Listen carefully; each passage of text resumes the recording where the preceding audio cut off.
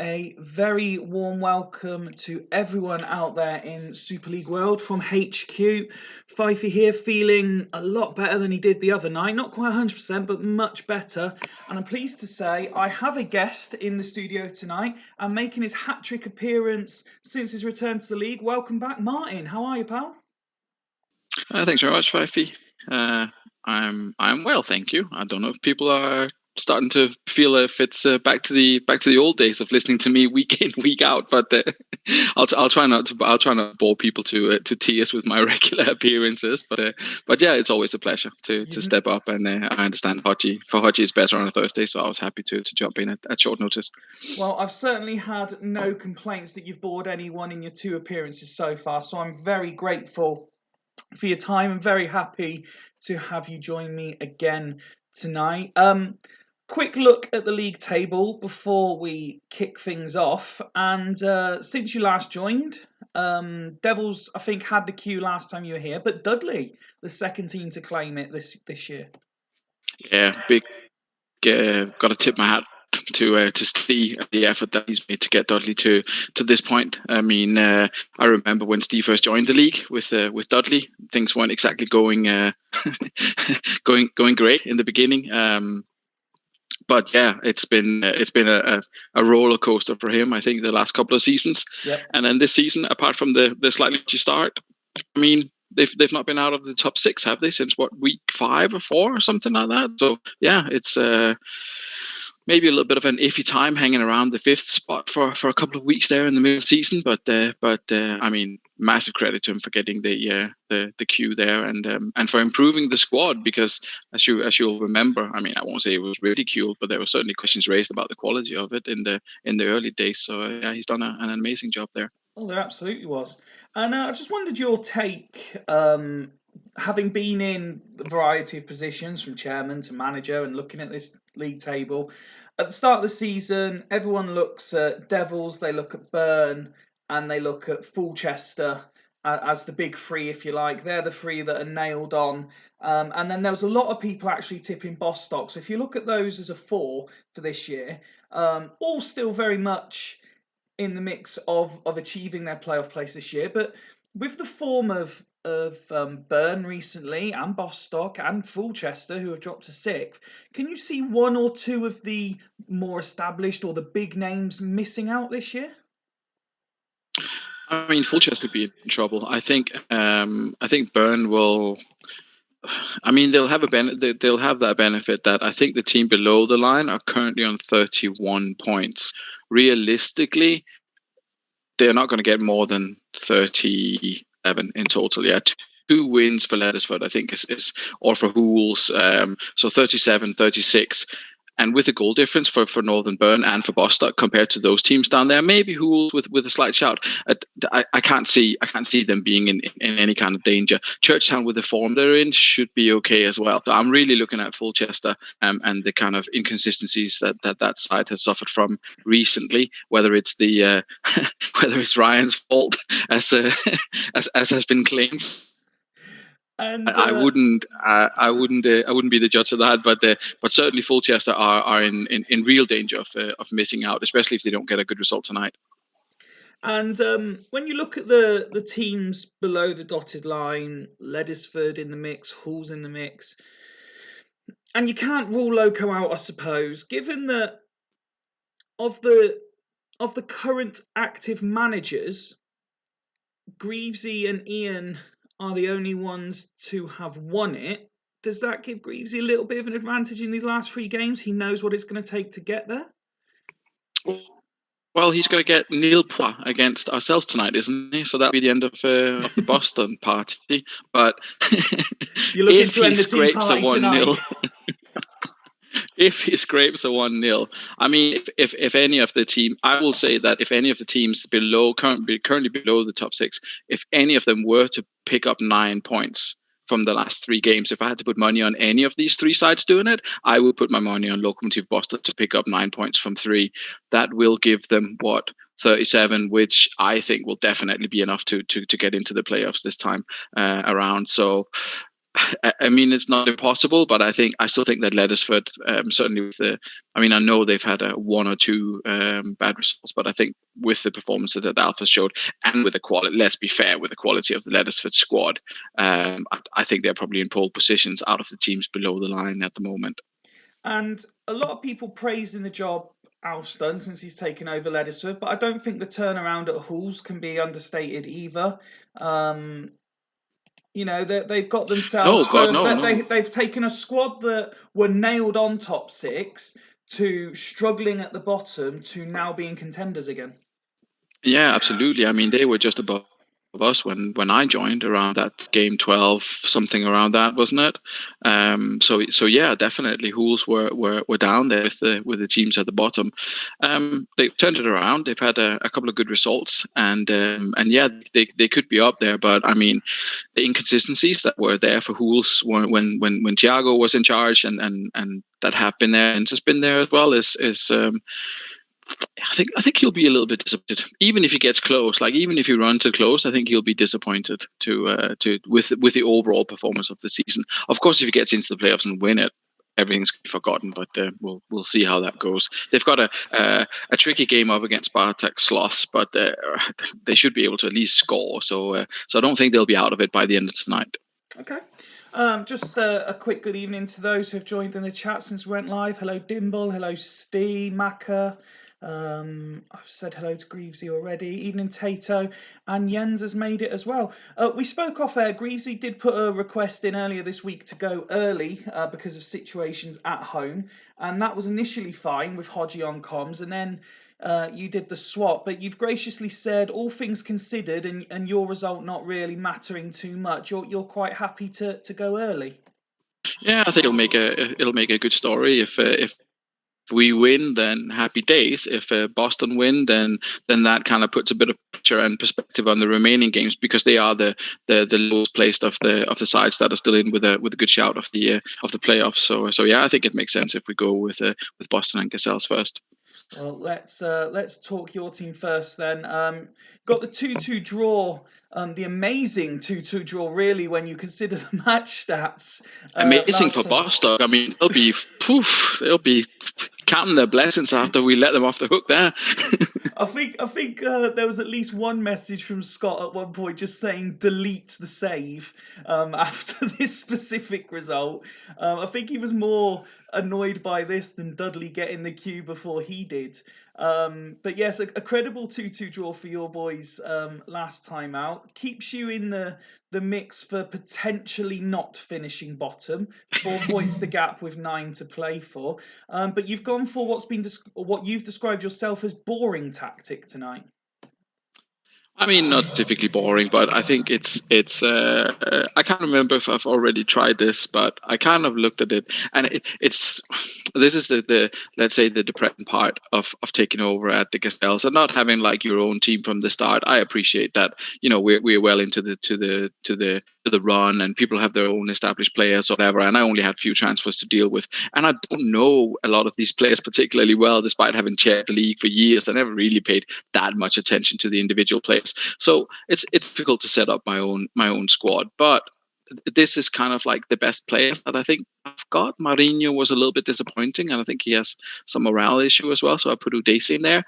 So that's probably the best ones I have at my disposal at the moment, and playing them in their positions, which is what I kind of seem to have always given as advice as a chairman. Yeah, if people were struggling or whatever, I said, look at your best 11 players and play them in the position that you think is most suitable for them. So that's what I'm trying to do. Whether it will work or not is it's a completely different story. But so it's not necessarily boring in terms of like how the teams will be performing, but it's boring in the way that I'm not really trying anything spectacular here.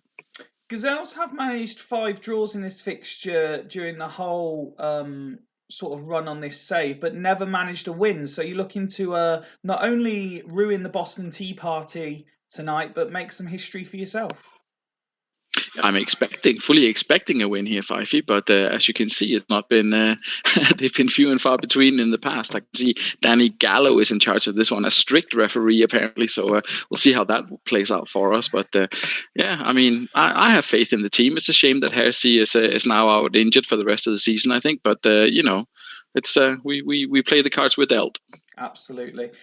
Evening to Swanee, who points out, and please correct me if I've misread this, but I sort of made the point on Thursday as I was speeding through the fixtures.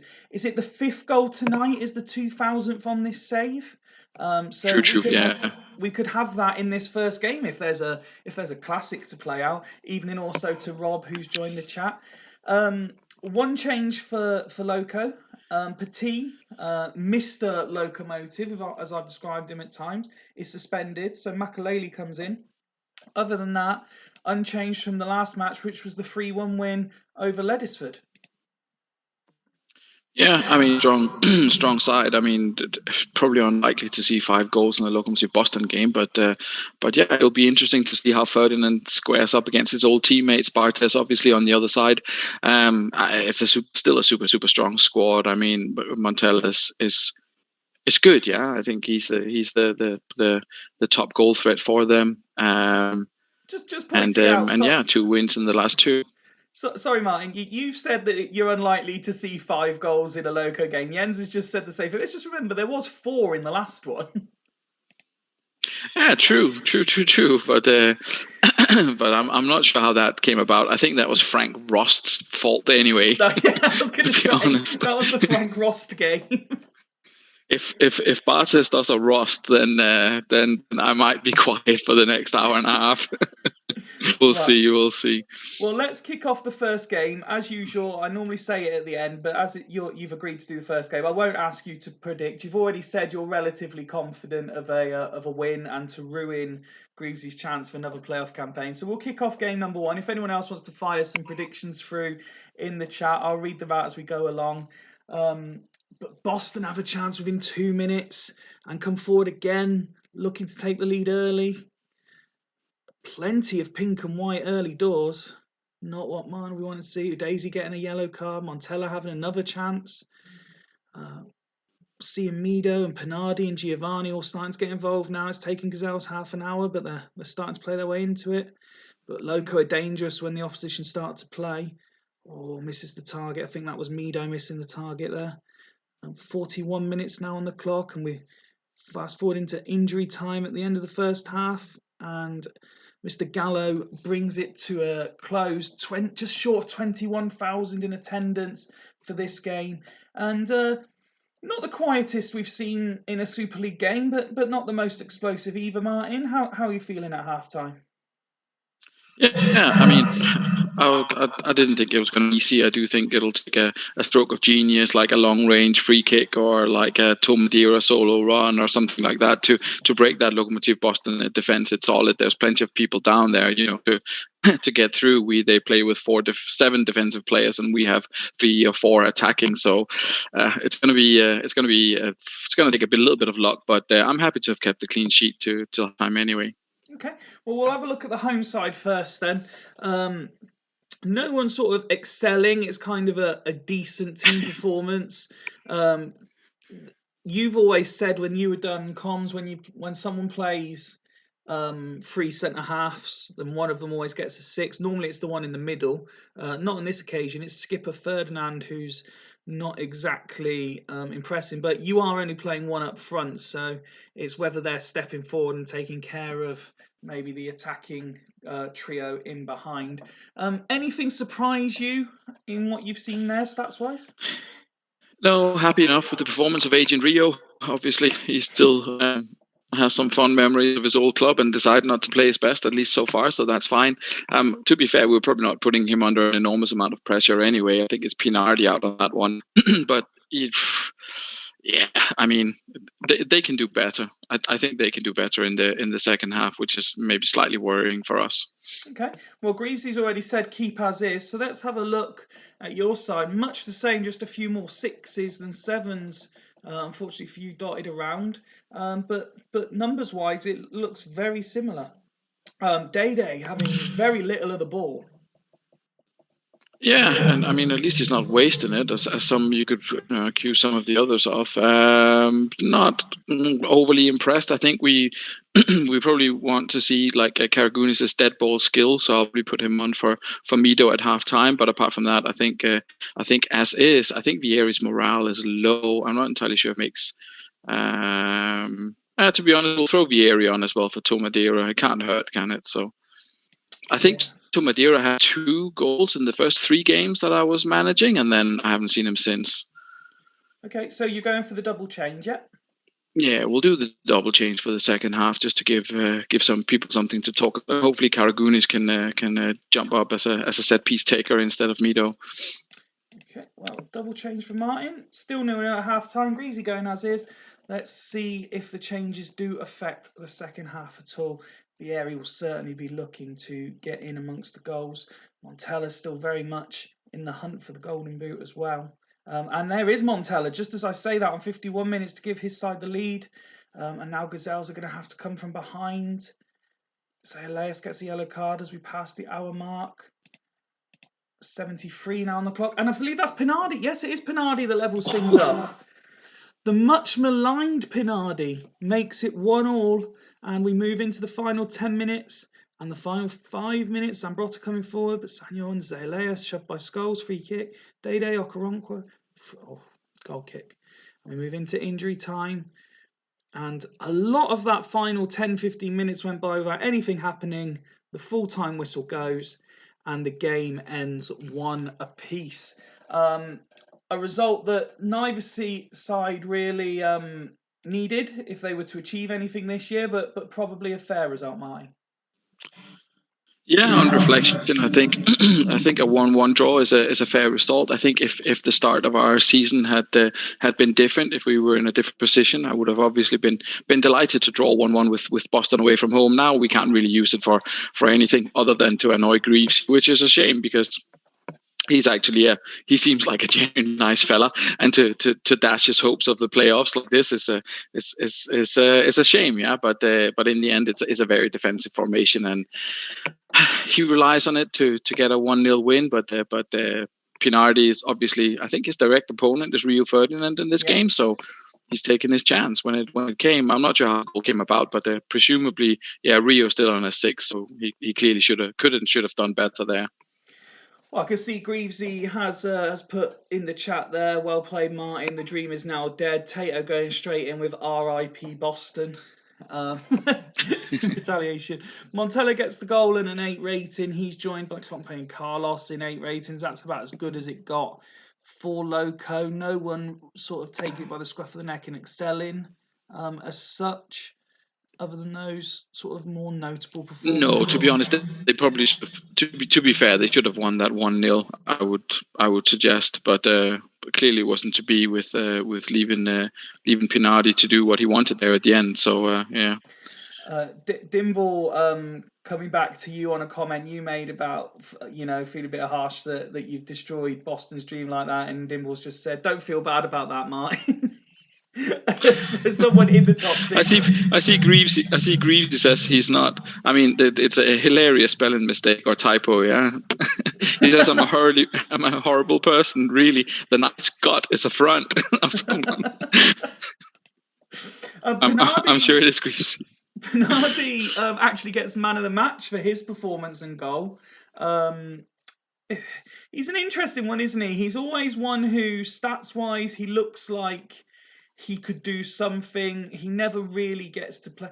Did he not score in the 2-2 with Bostock in the last game? Yeah, he scored. He scored last time out. It was him and Karagounis. I mean, I don't really rate him. I'm kind of playing him out of necessity, really, because I do have a bunch of options in the AMC forward area, but none of them are really any good. So try to rotate them a little bit. And obviously now with Hersey being out, I mean, I tried Asamoah on the right hand side, didn't really work out. Mido is not really impressed. Karagounis has not done very well. Juninho not done particularly well either. So and Pinardi scored, so I thought, okay, I'll just leave him in there. And obviously he's repaying the faith and getting the goal there. So yeah, happy enough with that. Looks unassisted as well, so that God knows how it came about, but we'll take it. No, absolutely. So a second draw in a row for your boys. Just, the one good thing is, regardless of what happens at the end of this season with regards to a new save, or we continue as we are, if we do continue, you've you're building some form and some morale in certain players, and you're getting a feel for the squad. And if we do move away, then you've got some new, fresh ideas for a new club, haven't you? Yeah, I mean it's difficult to build a club identity. I think when you come in quite late in the season or quite late in the process, and you have several transfer for windows to kind of perfect that. I think Boston is one of the sides. I mean, it's been a bit of an unfortunate season for them this time around, but they're one of the teams who've really built something around like an idea that Greaves had, and I mean, it's not really worked out this season, but I really like what he's been doing, and I mean, I will try to do the same with Casells. Yeah, I will see where we are at the end of the season. I mean, I'm all for continuing with the same squad. I don't think it's particularly bad. I just need to make a decision in terms of some key players, whether I can maybe swap them around for some different key players in a slightly different position. Okay, let's move on then, and we could pretty much do the rest in any order. The only other person that had asked to be later was Jens, but he's already here earlier than he thought. So we'll go to Dragons v Devils next, and Devils, another injury for Emil and Penza was their big news this week. That wasn't public knowledge until now. Soroczynski suspended for this one as well, as meant Hodges had to shuffle the pack a little bit. But you'll notice as one door closes, another one opens, as they say. It does see the return of Nesta from his suspension. He's back again. So Dyer and Zauri plays wingbacks. Kuhl moves into attacking midfield's partner Amar. Henri moves up front. Other than that, it's pretty much as you'd expect. Oliveira, it is the partners Van Bronckhorst in defensive midfield. I mean, obviously, when you're missing Soroczynski and Penza, this side is going to look weaker, but it's still not weak, is it? No, you wouldn't. You definitely wouldn't say so. I think. I mean, they've obviously not had any problems winning games and scoring goals, but you know the back line is also very very strong. I mean, Van Bronckhorst has been very very good. I think he was one of the main assist makers as well a couple of seasons ago, if not last season or the season before, maybe. A couple of seasons ago, yeah, exactly. He had 11 assists there. He did very very well in that was the championship winning season, the championship winning season. Yeah, no, very very good player, obviously, in there. Barry Ferguson, the rest of them, they're very, very solid. So you could, I'm not saying you could put almost anyone in front of them and it would go really, really well. But if you have the quality, you have Kuhl, you have Mine and Henri that they've got playing tonight. I mean, it might not be their strongest, but they're still very strong. No, absolutely. Last time out, they beat Fulchester 2-0. Very accomplished performance that was. By the Devils as they continue, and I believe again another stat from Swanee, which Hodgie I believe has mentioned as well.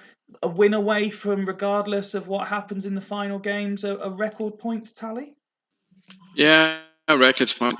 Oh my goodness, that's not a great history for the Dragons. Absolutely. I'm supposed to be unbiased, but I take a certain level of pride in that because I know quite a few of them were me. Including, I don't know if it's ever been mentioned, but including this one. It's probably been. It probably has been brought up, but yeah, definitely, it's been a tough time for Dragons facing the Devils. But yeah, I mean, fair play to Hodgie. He's done an amazing job in picking the right players at the right time, and obviously. Winning the league is one thing. Doing it, getting the maximum points in the way that he's going about it is beyond just having a really good squad. Yeah, so fair play there. A couple of changes for Dragons for this one. Ekiyor comes in. Emerton comes in, and stop clicking all over my shit. Don't know what you're on about, Hodgie. Everton comes in for Volodenkov, who drops to the bench, and also Gallardo comes in for Zidane. The three changes for Dragons. I mean, they still have a strong squad, don't they? Yeah, they absolutely do. I mean, Raul Gallardo and Kluivert's definitely not weak. Davids, I think people have struggled to get something out of him over the years, but not a bad player. Gattuso definitely good as well. Baumer, Emerton, Lucio, Ehiog. I mean, wouldn't maybe rate them as top tier, but they're definitely in there. License, yeah, why not? I mean, I'm sure he's a very popular character on home saves, but it's not someone who would let the side down. I mean, they could also play Carrick. They could do whatever. Yeah, it's not a bad option. In I fact, presume was it Zidane had a 4 last time out? I just need to check because I know that me and Jamie were having a conversation earlier about subs, and did he change one of them? Yeah, I need to change that. Sorry, you carry on. Oh no, that's fine. That's fine. I know the feeling. Yeah, no, they have a strong squad. Dragons. Should they be doing better? Potentially, but it's difficult to get results in the league, as I know. So sometimes players turn up and sometimes they don't. Baumer was very popular and people had relied on him for many a season to do things, and he's never really been up there. Emerton is someone I've always liked because I never saw the purpose of him, and if he's if you're relying on a specific player, then and they don't perform, then it's also gonna like set you back a little bit, because then what are you gonna do? Are you gonna change it? Are you gonna continue playing them? Are you gonna like Christian Vieri? Yeah, what am I gonna do with him? Does anyone want him? What will I get instead? Yeah, it seems like it's someone who could get Gazelles out of the mire at the bottom of the table, but he's not scoring when I'm playing him. So what do I do with him? Yeah, and the same can maybe be set for some of the Dragon players. No, completely understand that. Your predictions for this one, please? Is it going to be another long night for Dragons fans?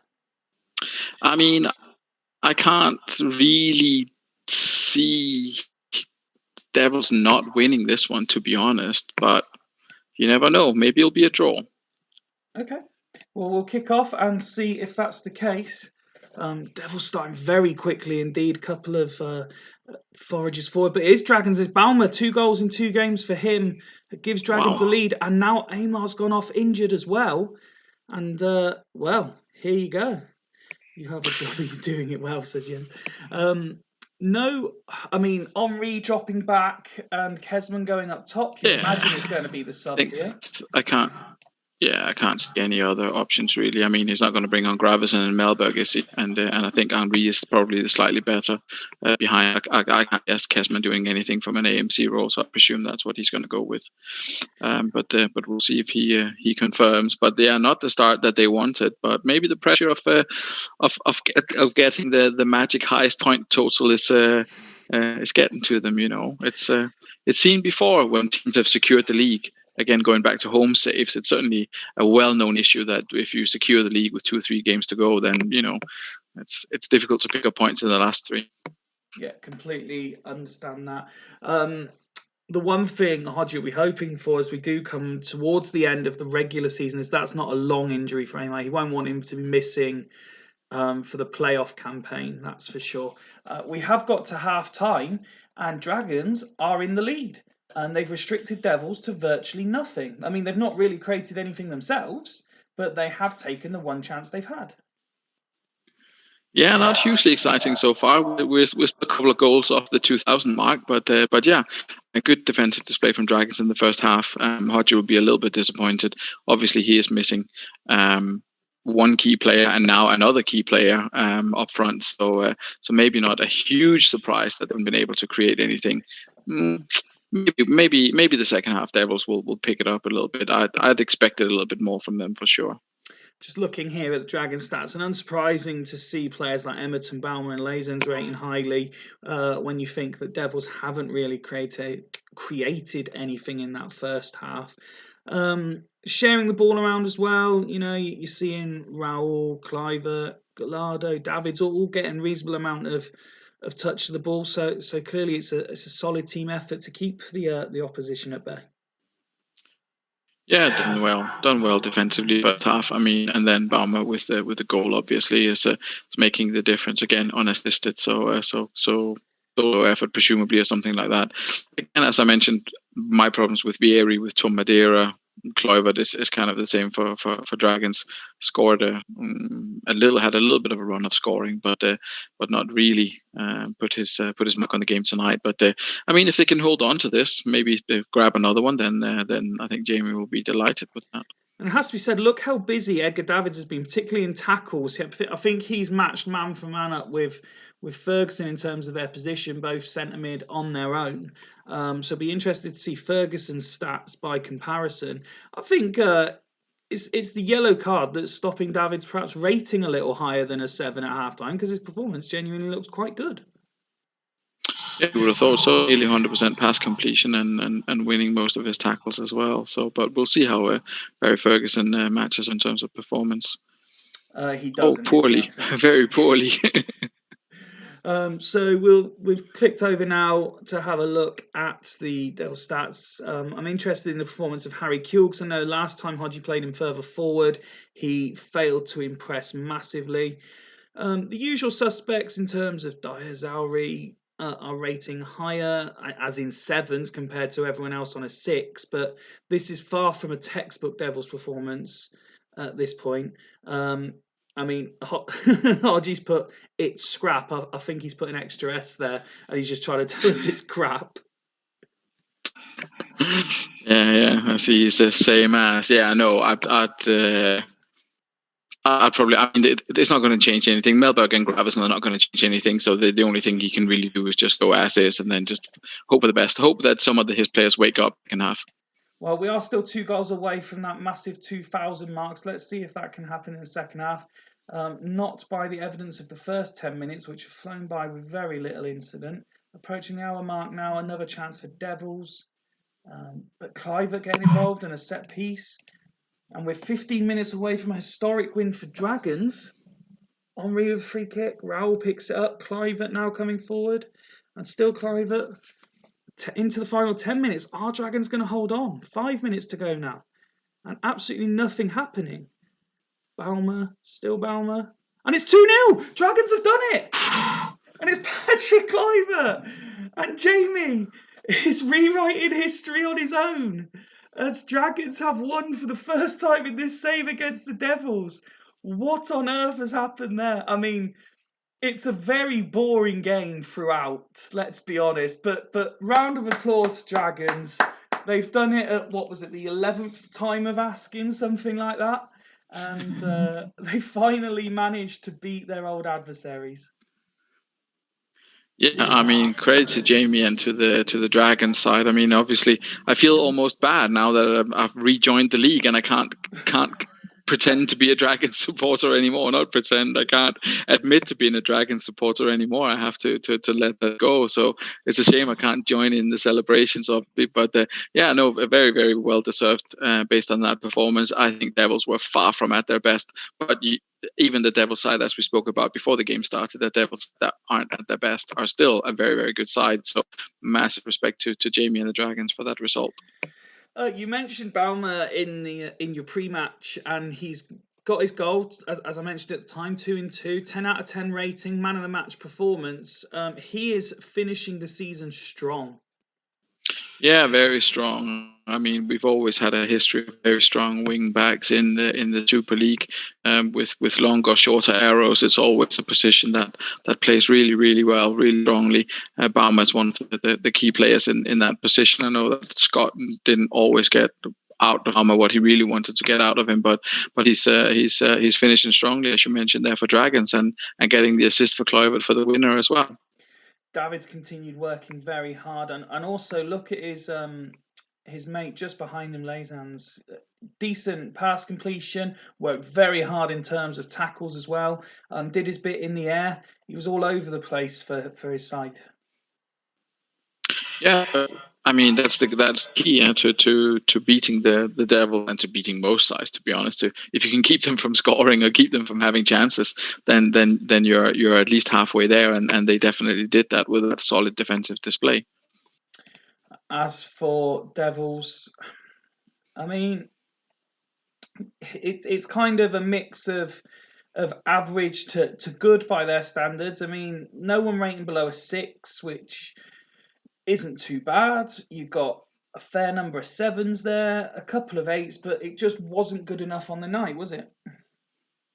No, you'd expect better from Devil's side, to be honest. Montero, unsurprisingly, picking up a yellow card. I know he hasn't been as wild as he has been in previous seasons, but still, kind of a poor-ish performance from him. And then just a lack of creativity with the players at their disposal with Mpensa and with the early injury to Aymar as well. You're ending up with Kessman and Henry and Kuhl, who can be inconsistent as well, being the creative guys there. So yeah, it's a bit of an off day for the Devils overall, and slight concern with 31 conditioning for Aymar there. That could be a couple of weeks at least. Well, we will soon find out. That's for sure. Evening, Scott, who's now joined us as well. Game 3 tonight, we've got Hull's Vikings, so another one of those sides chasing the top 6. They're entertaining Sloths tonight. You've said that you expect Hull's to at least score. This is the team Jens has gone with. Although, oh no, that is right. The big news for them this week was that they managed a double signing, a double trade with Bostock, and Ortega comes straight into the team in place of Brozek. Yeah, not surprised. As you know, I think I had some interest around Ortega, certainly some conversations around Ortega as well with Ian at some point. I'm not sure why he doesn't want to play him. I mean, he looks good, but if he doesn't need him, then I guess he's happy to let him go and find games elsewhere. So maybe he can deliver on his debut. He's certainly a player I would expect to see something from. Viduka also, was it Viduka who scored for Huls last time out? He did. So he's been half decent since he came in. I mean, 7 in 10. That's probably the best strike rate in the league, apart from Tsigalko, maybe even challenging that in terms of goals per game. So yeah, shrewd. Very strong result there against Northern Burn. And there's much. Hunting. Sorry, carry on.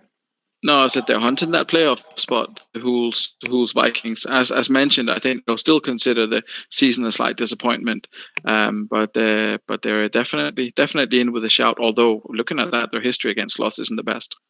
No, but then again, Norse was Dragons against Devils until 2 minutes ago. Very, very true. Very true. Let's have a look then at the Sloths team, and they're rocked by injuries to Joe Cole, a suspension to Ndai. Still no place in the team for Ebby Sand or Ibrahimovic, who did have that very slight purple patch. But a couple of changes because of those enforced absences. Zetterberg comes in, Desai comes in as well. Other than they're the only 2 changes from the massive defeat to Churchtown last time out. Surprised not to see Rob shake it up a little bit more? I mean, I don't know what he's like in terms of his options for goalkeepers, but Nick Matute, I mean, if a goalkeeper starts after getting a 4, that's a big shout of confidence from the keeper. I mean, stats wise, he looks good. He's had good performances as well for them. So maybe he's just choosing. Yeah, okay, if that's your option, then fuck it. Van der Sar 1 appearance, conceded 4. And Esteban's just there making up the numbers. No, that's unacceptable. No, I see where that comes from. Yeah, it's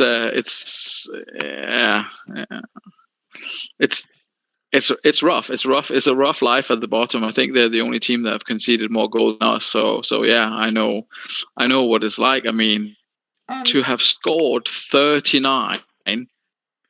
Which let's just if you look at that, that's more than everyone else apart from the Devils.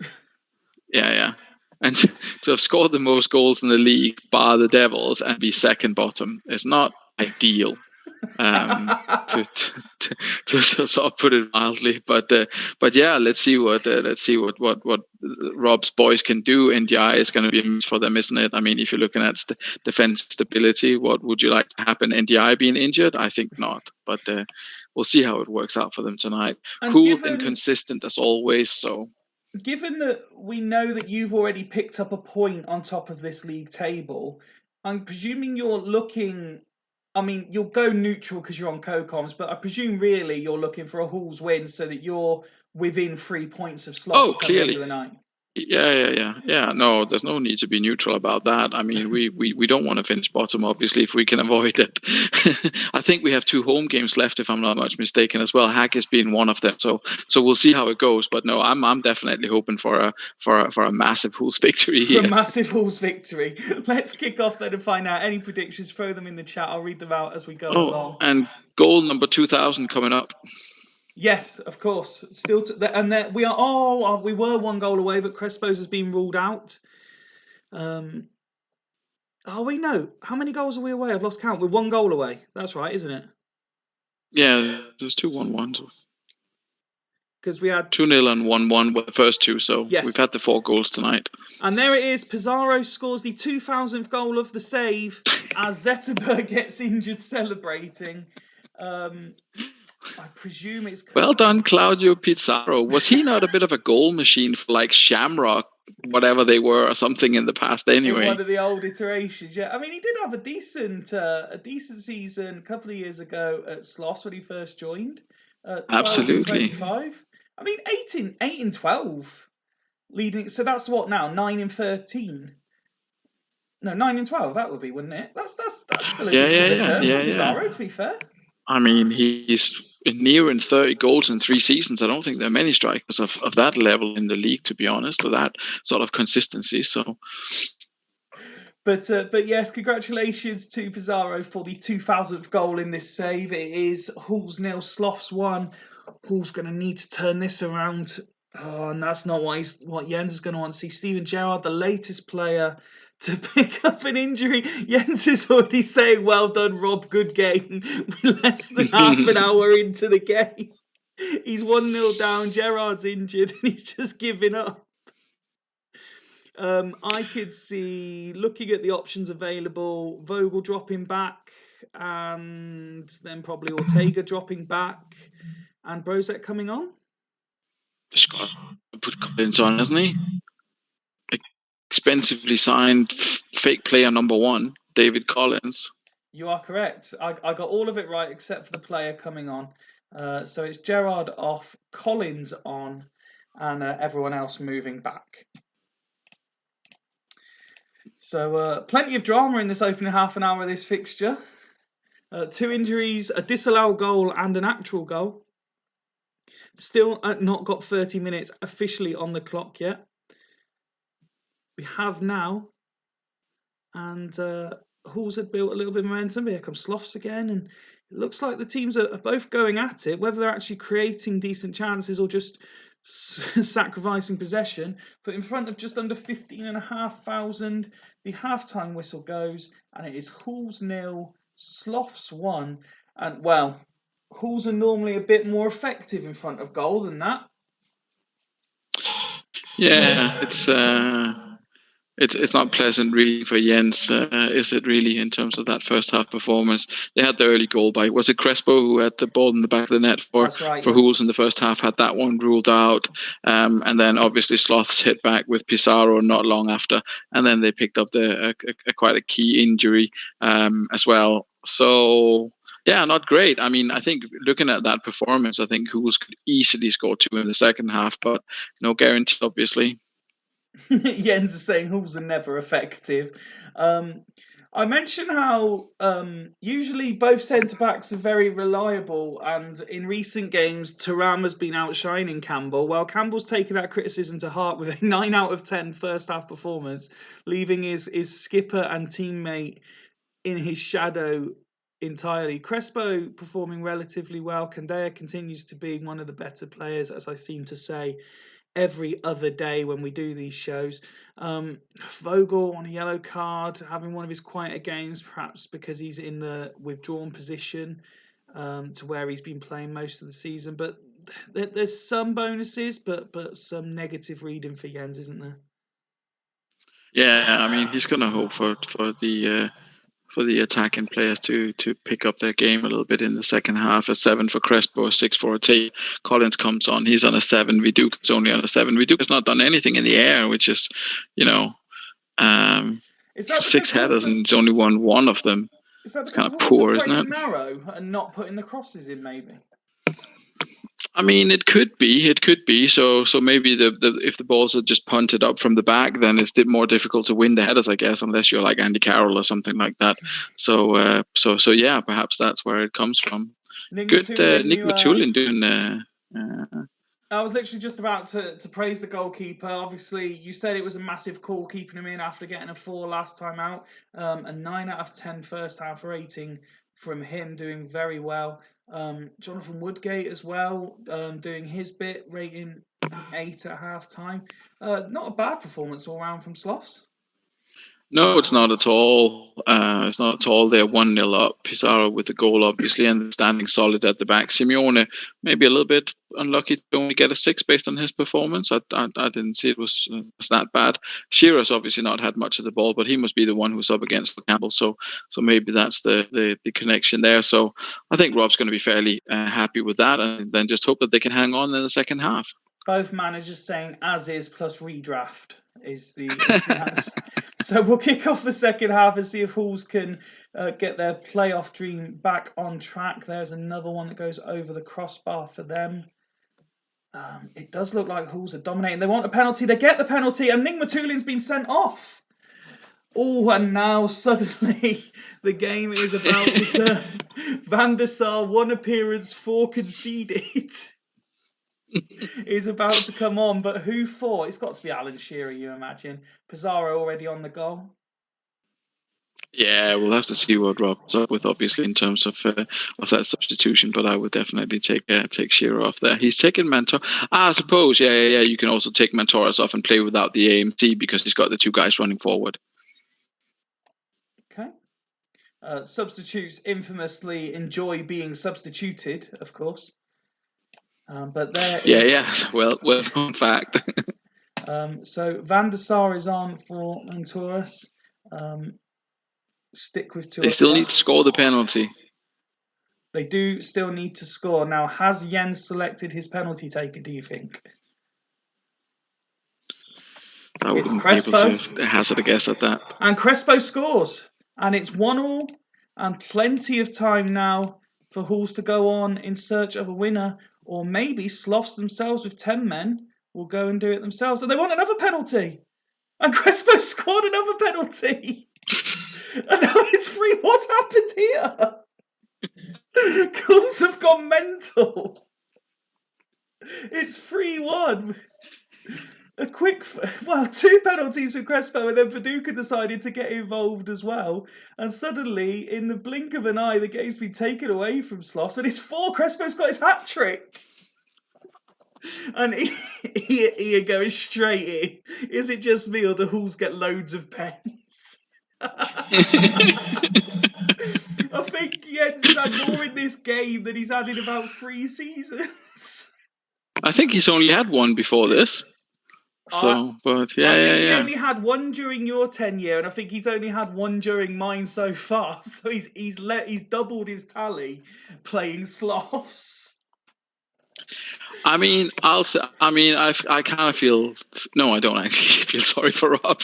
I'm delighted that Sloths have been murdered. It keeps us alive. Keeps the dream of avoiding the wooden spoon alive. I can hear how happy you are. Just as Rob puts in the chat, this league finds new ways to shit on me every week. True. That is true. I mean, the defensive play. I mean, what you can't. I mean, you gotta feel. I've got to say, joking aside, you gotta feel sorry for Rob. You know, it was going quite well, yeah. And then he has to put on Van der Sar, and then he does that. Yeah, it's like, come on, please. Halls, I think, when you look at the stats, do deserve the victory. Although you do need to. Obviously, we didn't see what it was like when it was 11v11. Sloths put in a performance, that's for sure. Perhaps didn't deserve to lose 4-1. Rob again saying redraft. Jens, sorry you had to be the one. to suffer from a referee compensating for 3 years of failure. Oh man. Yeah, true. I mean, they have struggled to pick up penalties, but obviously that wasn't the case tonight. Look at the Brilliant, state of those brilliant, ratings. Absolutely. How brilliant. can you win 4-1, a player get a hat trick, and your centre back get man of the match? I mean, he has won 15 out of his 16 tackles, 10 of them key, which obviously is a very strong performance. But you'd still think whoever gets the hat trick gets the man of the match award as well as the match ball. So Viduka with an assist and a goal. Not only has Crespo not got it's man super of the match, strong. not only has Crespo not got man of the match, he's had 2 players rate higher than him despite scoring a hat trick. True, but I mean, a tap in and 2 penalties, one swallow doesn't make a summer, and a tap in and 2 penalties doesn't make a man of the match award apparently. So yeah, no, I mean, well played to Hools for keep believing and for getting that penalty, and you still have to score the goals. I mean, I know it's Van der Sar, I know he's been trash in his first game, but you still have to put the ball in the back of the net, and they've done that. And Viduka's just failed to win any of the million headers that he challenged for. And let's just point out that Crespo, that takes him up to 12 goals for the season now, which I'm trying to think, who have we already seen? Anyone that's in the mix? We've not seen Sigalko yet. We've not seen Luca Toni. We have seen Montella, who scored. And Penza's injured. And Penza's injured. So Sigalko was leading the way, I think, on 14 at the end of the night. I can't see the stats grid flicking around on the other screen. So Crespo fine. Back in the hunt as well now for the Golden Boot. Yeah, I mean, why not? I mean, it will. I think it will require Hools to make it into the playoffs, because otherwise, additional games, it's not going to happen, is it, without making the playoffs? But if they do that, then he's definitely in with a shout. Let's have a look then at Sloth's performance. How does Edwin van der Sar get a 6 out of that? Well, again, I suppose it's not his fault that 2 of them were penalties. No, but still, you concede 4 goals in like 20 odd minutes or whatever. That's still 35 minutes or whatever he's been on the pitch. But either way, I don't think. Sorry, Mark, carry on. No, I was going to say that I don't think Rob will necessarily want us to dwell too much on his players' performances. They were obviously without NDI, which is a huge loss for them in terms of their defensive stability, and the whole thing kind of crumbled after that. Good to see Super League winner Matthew Holland picking up an 8 though. Do you know what? I was actually going to highlight Matty Holland because I know what a fan of his you are, but I'm just laughing. I'm just laughing that Jens has pointed out 9 of Crespo's 12 goals have come in 3 games, and then Rob's just saying absolute bullshit as we pull up his stats. Oh gosh, yeah. Yeah. Oh well, I mean, if we needed the goals, then Pizarro. Let's just remember, Pizarro did get the 2000th goal of the save, and then Hools decided to get us well on the way to 3,000 by the end of the game. Well on the way to 3,000, absolutely. And I mean, whoever's playing Sloths next, you know what I mean? You might just be wanting champagne in the fridge, because he will have presumably Esteban in goals for that one. I can't see Van der Sar being given the gloves after conceding 8 in what could maximum be 125 minutes or something like that he would have played. So, we'll see who Sloths have next. Well, as much as I've enjoyed how much you enjoyed that, Martin, we've got more serious matters to look at now, because Hools have just put the pressure on both of these sides. Churchtown entertaining Bostock. The sides currently find themselves 4th and 5th respectively in the league. Bostock have been there or thereabouts for a number of weeks. Churchtown, another one of those sides that have sort of, over the last few game weeks, just come as an arrow and flown into the top 6. Ridiculous form they've been in of late, and suddenly this game looks very, very tasty.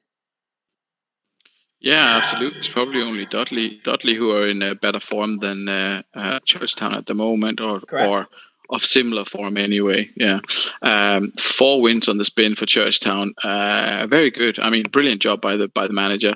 Found a tactic that really works for them, and yeah, it's definitely not a side that you'd want to play. I think they're probably in with the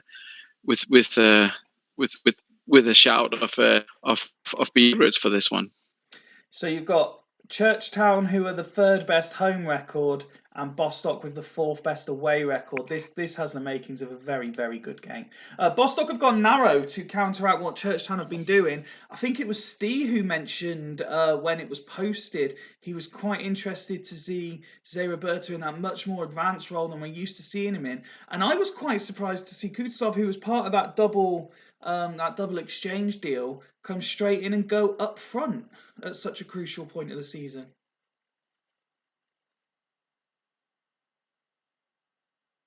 Martin, are you still there? I think Martin's connection may have just dropped out for a slight moment, so I'll carry on going through this Bostock team while he reconnects in. The preferred defensive unit of Lefopoulos, Lassisi, Sylvester there, Live and Welsh either side of Decor. Boya in his usual centre mid position on his own. Del Piero, as I mentioned, partnered by Zé Roberto and Jacques. Again, very interested to see what Kutsov can do up front in this game. Is he going to be the difference maker? Ian, love the Stanley setup. # kiss of death. Ian doing anything he can to trouble the opposition. Last time out, as we saw earlier, Bostock, we still don't know how they only managed to draw with Gazelles. They were utterly dominant throughout, and they have had issues beating Churchtown in the past, although last time these sides met, Zé Roberto was a star man in a 3-0 win, but this is a completely different Churchtown these days. Let's then have a look at the Churchtown side. That's my Zoom restarted, by the way. Welcome back. Again. Dimble already saying wasn't expecting this. So I don't know if you were able to see that Bostock had gone narrow. Churchtown sticking to what's done them well of late. A couple of changes to the team. Tim is replaced by Alex. Brujink moves over to the right. Because of unavailability, we know Van Bommel's got a 2-game ban. Agahauer's got an injury, or a slight knock at least at the moment as well. Petrov partners Raquelme in centre midfield. And Dimble also noted that both Viali and Terry were a yellow away from suspension, so he rested Terry, so they both weren't suspended at the same time potentially. And Babel comes in at centre back. Games seen that either in the past, so quite surprised with that. As also playing in a more advanced role, I'm sure that Baumer played up there as well on occasion for Bostock, so highly surprised to see that. But sorry, Martin, your communications are dropping in and out throughout everything you were saying there. Right. I will try and see what can do to improve. I'll be back. Seems okay. I'll be back in a second. It seems okay at the moment. Okay. Right. Well, I'll just try to. I'll just pray for Zoom to not restart itself again. Dimble's pointing out that Scott's the first team to ever change anything specifically to face his team, and Jens has decided, screw the no alcohol Sunday thing. He's making himself a G&T. Well, that seems like a reasonable solution. I thought he had most of his alcohol quota for the quarter during his England trip last week, but we'll see. Churchtown last time out, they beat Sloths 4-1, and their striker also scored a hat-trick. True. just not that I want to rub salt into Sloth's wounds, but there's a sort of symmetry to his last 2 games now. Yeah, no, very, very. I mean, an entertaining game. I mean, entertaining games with Sloss being involved. I mean, and unfortunately, not winning. We'll see if we'll get as many red cards and craziness in this one. Let's kick this game off. Did you have a prediction? Sorry, I didn't ask you if you had a prediction for this one. I think 2-2, to be honest. 2-2. Okay. 7 minutes in, Bostock coming forward, and now Churchtown come forward, and Hussein, who did get the hat-trick against Slough, scores another one tonight. He is another one. Since his call-up from the reserves, he has been on fire, and he has now given Churchtown the lead against Bostock, and there is the half-time whistle. Jeff Palmer in charge, and Churchtown again just proving a point to everyone. When one of the bigger guns come calling, they are more than happy to match them. And arguably on chances created, and I know there was accusations made of lazy punditry by determining things on chance created, but that's the first stats to pop up. It's the easiest one to talk about, easiest one to compare. Churchtown deservedly lead on that front. Yeah, fully deserved. Controlled the first half, got the goals. I don't know what Dario. I've never seen Dario Hussein like this in my life. I don't know how he's getting that kind of performance out of him. He's obviously got very, very strong numbers, but it's a surprise to me to see him doing that well. Scott, without even seeing his stats, has gone as is, but we will start with the Churchtown numbers. Viali avoiding the yellow card so far and actually putting in a solid performance. Mendes de Silva, despite the yellow card, putting in a strong performance as well. Hussein getting his 8 rating for his goal. But again, Dimble just knocking out another performance, and potentially, if they can hold on for 45 minutes, another massive result. Yeah, they continue the kind of form that they have at the moment, and if all goes to plan in the second half for them, they'll probably just put another one in the back net, maybe Hussein again, and then they'll be laughing, and they'll be pretty much guaranteed that playoff spot. Dimble going as is, so I will just give Scott the chance to look at the stats. I mean, a Decor 5 is very rare viewing, isn't it? Yeah, it's not something that you usually see or expect from him. I mean, but good to bring off probably. I mean, I would be inclined to leave him on if I was in Scott's shoes, and just hope that the players turn it around for him in the second half, and that the Huls players turned it around for Jens in the second half. Jens saying a Dimble win here and his playoff spot is confirmed in his opinion. I'm not sure if that's mathematically correct, especially after the Huls win, but we will soon find out. Let's kick off the second half then and see if that trust in the 11 is suitable for Bostock.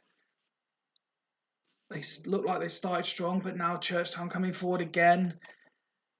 And you just feel that they want a penalty. Palmer says no. 54 on the clock, and Bostock have equalised. Bo, you're off the post. What a big goal that is in the top 6. And then a shitload of time goes past. Oh, Hussein has scored. It's 2-1 to Churchtown.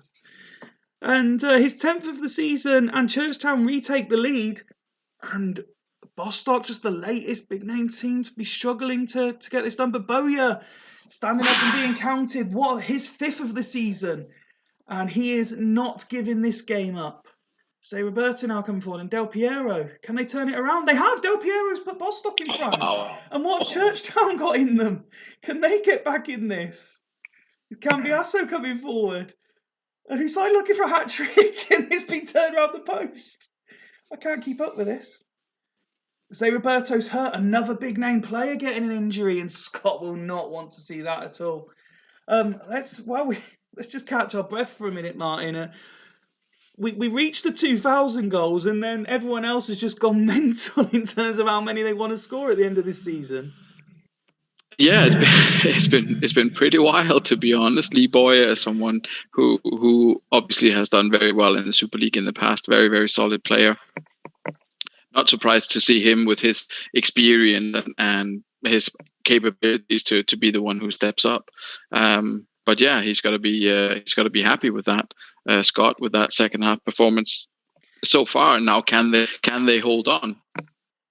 And even though they are ahead, Anelka coming on is not going to cheer up the legions of Churchtown fans hoping their side can yet get back in this, because he is more than capable, already on 10 goals himself for the season. but not been in the best form of late. Here come Churchtown again, and it's Brugink. Cambiasso is offside. There's going to be 4 minutes added on. Is there one last chance in this one for either side? And Gustav and Jacques, but doesn't convert into the 90th minute now. Excellent sliding tackle. And Petrov, he's pushed by Bowyer. And one last chance, maybe. Cambiasso. Hussein looking for a hat-trick, misses. And Palmer brings the game to a conclusion. Churchtown 2, Bostock 3. What a great game that was. Well done to both sides for the entertainment value. And what a huge result that is for Bostock, who I think now have probably got their cue. Yeah, you'd expect so. Very, very entertaining game. Very, very. I mean, I think, did I say at the beginning that I didn't expect it to be as exciting as Churchtown's game in terms of goals or red cards or whatever? But either way, it was a very, very exciting game. Plenty of yellow cards in there as well. Lucky none of the teams had a man sent off, obviously. And what a comeback from Bostock in that second half. No, absolutely. Let's have a look at the home side first. And largely good ratings. Brugink had one of his quieter games. He's been excellent since he came in, but he failed to have a big impact this time round. Viali, I mentioned that Terry was rested so that they both didn't get suspended at the same time, but the skipper's put in a skipper's performance largely. That's 18 tackle attempts, 14-1, 10 completed. Look at the amount of passes he's done from centre back as well. 41 attempted. Unbelievable, really. All in all, a solid performance. And on another day, you would perhaps say Churchtown possibly would have won that game. Yeah, probably could have sneaked it on, as you say, there on another day. Oliver Kahn with a slightly disappointing 6. His manager's not going to be overly happy with that. They have been on a spectacular run, though, Churchtown. I mean, 4 wins. Is it 4 wins on the trot? It was going to come to an end, I think, sooner rather than later. I thought it would be a draw tonight, but Bostock just edged it there, just on that second half performance. Del Piero inspired signing, I would say. Maybe did he need someone of that quality with players like Carlos Shax and Gonzalez, and maybe not the huge names that he had in that AMC role. I mean, take my hat off to Scott. I know he's been building towards this. He started with some players that maybe people found were a little bit too young or maybe not quite ready. He had some good players in there and some, let's say, okay players in there. But he like Greaves. I mentioned earlier, he's definitely got a plan and he's building towards something. So very, very, very well served. And I think the Del Piero signing was a smart move. And the one thing I will say, because I know a lot of people put belief in this, is I'm expecting a RIP Zé Roberto message to come up, ending on 0 condition at the end there, which isn't ideal for anybody. In the greatest league in the world, you want the greatest players, and if that is a long-term injury, that could be a very serious one. Live though. On the other hand, you mentioned about Del Piero live again excelling. Bowyer standing up and being counted when it mattered. 2 goals with 2 on target. It's that there's some excellent performances there, and just making sure their club get over the line. Yeah, I don't think anyone would fancy playing Bostock, to be completely honest. They're a quality side and they are always going to be a threat. I think maybe Scott will be a little bit disappointed that they hadn't been a little bit more consistent here in the latter part of the season, including that 2-2 game they had with us last time out. I mean, that's a big win for them. This 3-2 here, I think that should consolidate them in the top 6 for sure. And I personally wouldn't fancy playing them in the playoffs. If they go narrow, does he need Zé Roberto? He can probably put someone else in there in that position and still get a good result as well. If the narrow formation will work, will it work against other teams though? That's a different story. But that's something he might have to consider now with Zé Roberto out, presumably for the foreseeable. I'm just reading in, as you were saying there, a few people randomly, Jens and Steve taking shots at Greavesy in terms of selling players that he's not long signed. Let's move on. Which game are we on now? 5? Yeah, game 5 of the evening, and it's Astor Athletic hosting Dudley Hill, and Steve makes, I want to say, made one change. Yes, Sergio has come in for this game. Mm-hmm. Other than that, unchanged from the team that won 3-1 at Dragons last time out. Yeah. I mentioned it in the beginning of the show. Yeah, credit to Steve for the way that he's developed the team, the way he's gotten players in, the way that he's gotten them to play. He has a formation that is working, and he has the good players to fill all the spots. I mean, the fact that Maldini is still pulling numbers is quite remarkable.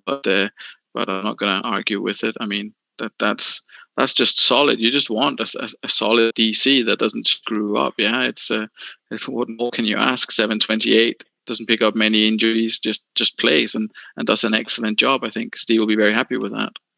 And just to clarify what I was saying earlier, Sigalko does lead the Golden Boot currently. Luca Toni is one behind on 13, so he can be putting some pressure on if he scores tonight. Montella also moved up to 13 this evening, and Crespo now on 12 as well. So that is certainly going to get very, very interesting. Track record in this fixture is actually one that Astor have a better record in and did win the reverse fixture earlier this season, 2-0, with Skipper Rayed being man of the match. Thierry Henry scoring both goals. He no longer obviously plays for Astor. And Rayed injured as well, isn't he? Well, that will come on to the Astor team in a second. And Dimble also pointing out Hussein's on the charge for the Golden Boot as well. Of course he is. Tato did win the one at the end of last season as well. So he has a track record against Stee. You mentioned Rayed, and the answer is no, he's not. He is available for this game. And he starts it's the same formation, but a slightly more attacking setup in terms of personnel selected. The three in midfield for the last game, you might remember Johnson, Foe, and Emerson. Now they've got one more sort of defensive-minded one in Johnson with Rayed and Boa Morte either side. Yeah, it's good here. Obviously, they also don't have a huge amount to play for. Astor, I think, in terms of their season. So try to entertain, try to get some goals, try and put a bit of a. I mean, it won't be a spanner in the works with Dudley already having secured the queue, but he likes entertaining football as well, Tato. So yeah, it's good to see. Not picked a captain, I see, but. Well, I'm going to give it to Rayed because he always has Rayed as captain when he plays. I was going to say, I thought he would be the normal choice. So. Cavallero, another one carrying an injury, but as the sub goalkeeper, he was quite happy to leave him on the bench instead of giving it to. Yeah, he was reasonable. Let's hope he doesn't go on and do a Van der Sar, but let's see. Any prediction for this one then, please, Marty? I mean, I hope Tato will be successful with his attacking formation, so I'm hoping for a 2-0 home win. 2-0 home win. Let's find out. And it's already 1-0. ZZ Roberts on 5 minutes, giving Astor the lead. And Luca Toni is now joint top goal scorer in the league. After 13 minutes, he is now on 14 for the season. ZZ Roberts is on 6 for the season. I mean, I don't need to say anything else. I will just keep reiterating who's scoring goals. Dudley coming forward again. Donovan, Owen, all the names that Tato want to see. Roy Mackay now. Looks like everyone's having attempts on both goals. And ZZ Roberts has a first half hat trick. And it's Astor 3, Dudley 1 at half time. I mean, we might as well just hit kickoff and then we can just log off, Martin, and just leave them to it. Yeah, I mean the games bring their own entertainment. I mean Dudley is going to have a look at the goalkeeper, aren't they? I mean CC Roberts, I don't know how the goals have come about from him, obviously, but he is an absolute monster in terms of heading the ball. Certainly in 3.9.68, maybe it's the same in 360. He can easily get 20 goals a season in a kind of a farmer league, which this obviously isn't. But if Maldini's not on top of his game, or whoever the other chap is, Rustico, he's got at the back Dudley, then that opens up a lot of space for CC Roberts to be very dangerous. I can see Dimble is already going for the old Mpenza joke of is this the same ZZ need WADA intervention? Let's have a look at the Astor stats. Unsurprisingly, Roberts rating a 10 out of 10 at halftime. Honsho as well, solid 9 out of 10 rating. Look at his tackle, 6 tackles, 6 completed, 5 of them key, only missing 1 pass as well. That's very impressive from him. Tato saying ZZ back in business. And Jens just say, Jesus Christ, what's going on?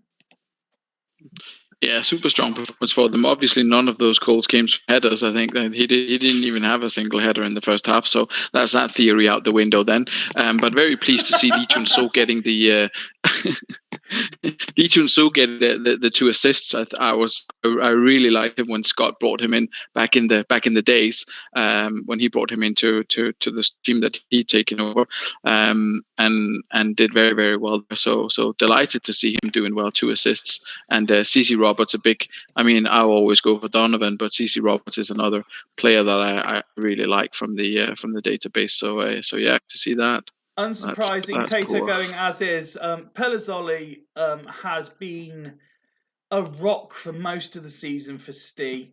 I presume he will let him off this one completely abject performance. Lizarazu's been a big player for him for most of the season. He's also putting in a very lackluster performance, and everyone else are just kind of meh.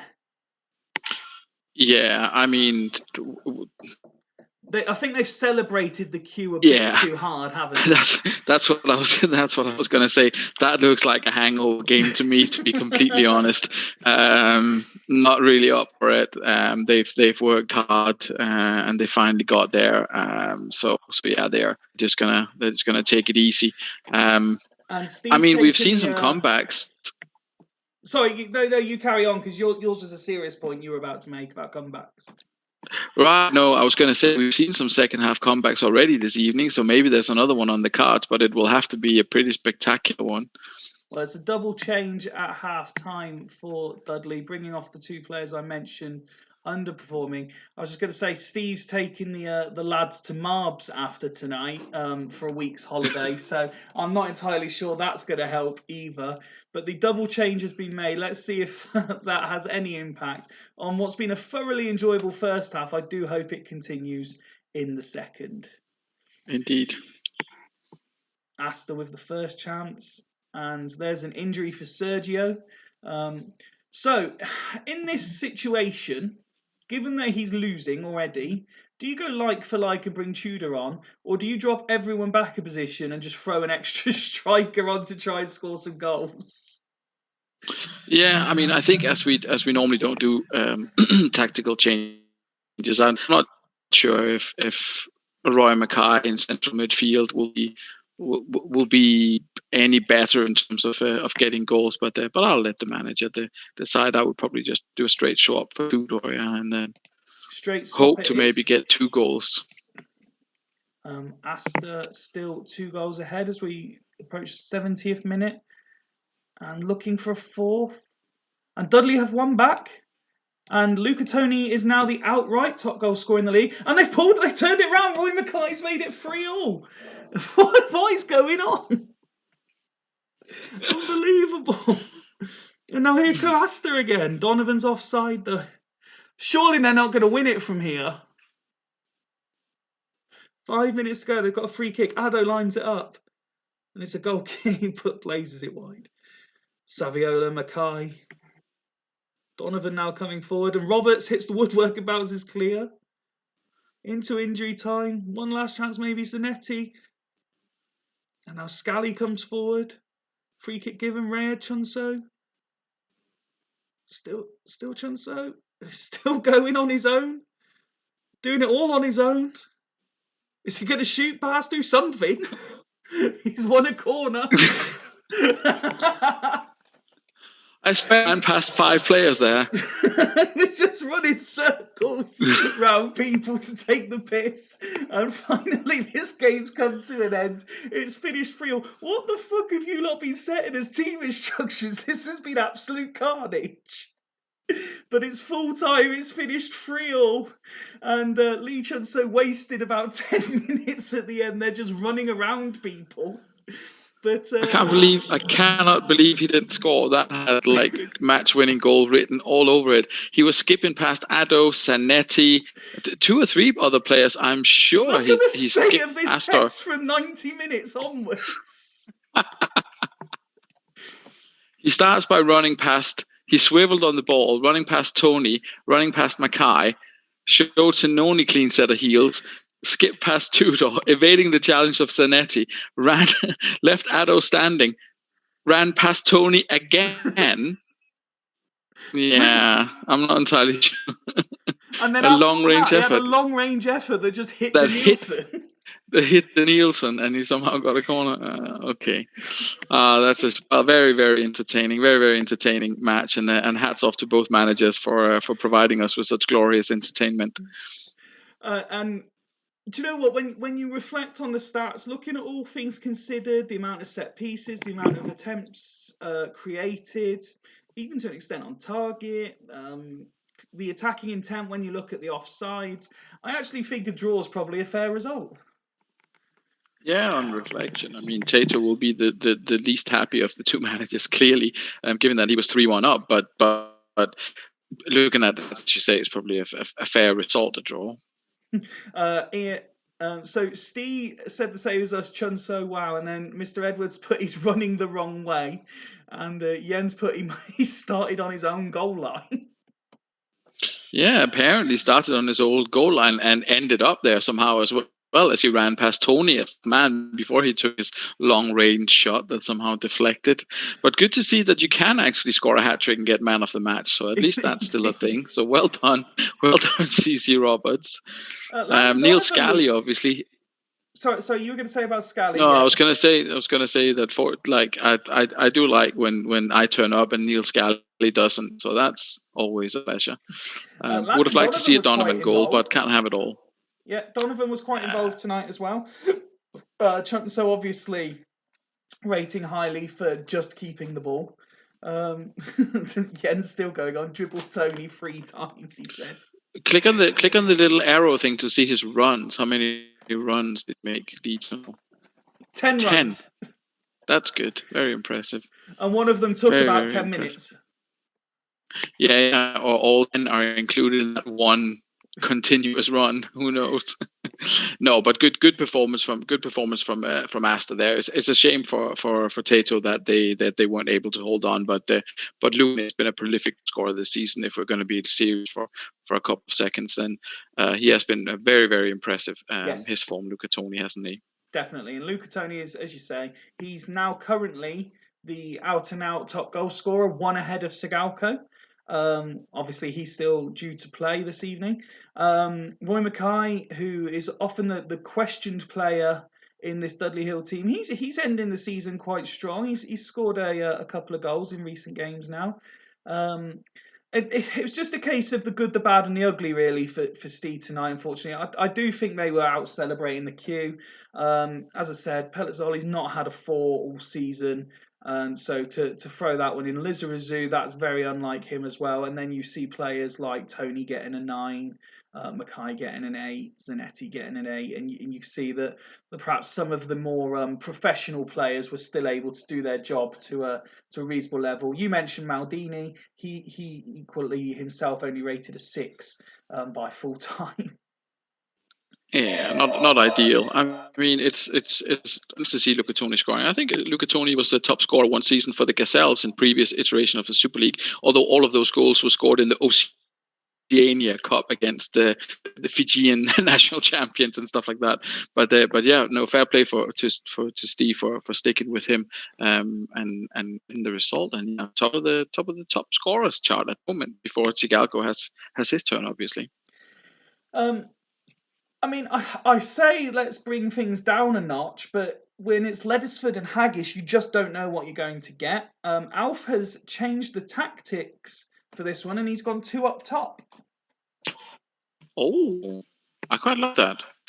I like that from Alf. That's 5 defensive and 5 attacking players, and the attacking players are actually attacking. None of this kind of like, oh, let me pretend that I actually have an attacking lineup, but like 9 of my players are defensive or defensive midfielders. So I like this from Alf. I think that could be very interesting. Constantino up front with Van Nistelrooy, Ronaldinho coming in behind. Interesting to see how that works out.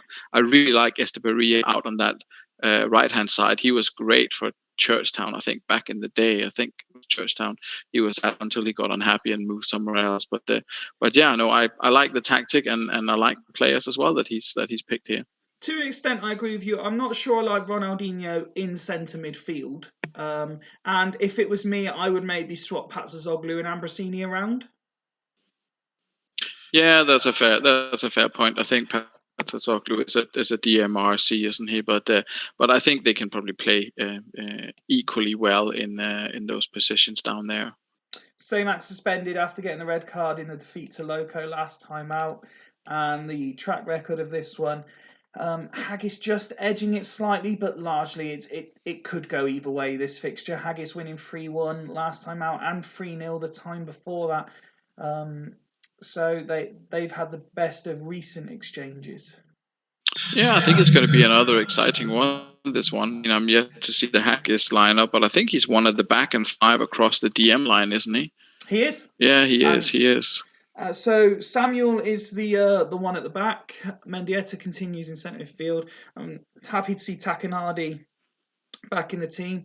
Rosicky and Bruno in the supporting roles, and Torres, having been out in the cold, out in the wilderness for best part of 15 games, finally gets called back up for no obvious reason, ahead of the likes of Alan Smith and he brought Palermo in. He's not started since coming on loan from Churchtown. Vasilyuk's only had one start this season, but Torres out of the cold, back in the starting lineup for tonight's game. It's got to be the worst Fernando Torres I've ever seen. Has he not played anywhere, or why is his stats not the best? I mean, I know he's got 20s, but he has played. Yeah, he has. Yeah, I remember that the first season at Laddersford, he did super well, and then since then, curious. Well, anyway, I mean, fingers crossed for him. Hopefully he'll start firing for the Haggis Hunters. But yeah, this is a must-win for Laddersford, isn't it? That's got to be the key takeaway from the pre-match chat. That if we're going to keep this interesting, I mean, I know Hools won, so mathematically, it's still going to be another week or two in it. So we know now Hools are on 33. Fulchester haven't played yet, so they're still on 33. Churchtown lost, so they're still on 35. Bostock now on 40, so that gives them the queue, I think. So I believe if my very quick maths there is correct, well done, Scott, officially on getting your queue, and Burns still to play as well. So yeah, Ledesford, they're not out of it if they lose, but it's a lot harder if they lose. Yeah, I mean, all depends on the Fulchester result, obviously, as well. If they lose, then we're at status quo. But I think Ledesford have to win this one. I can't remember what the Swan posted their schedule. I can't remember what it's like, but it's a home game. They need to win. There can be no excuses for this, I think. Well, they've got Dudley away and then finish with Devils at home. No, they need to win this one. If they don't win this one, then it's all down to Jens. I think that those last 2 games, I don't see them getting more than 1 point from those games. So they need this one definitely. Let's just remember, Jens finishes with Bostock away and Churchtown at home.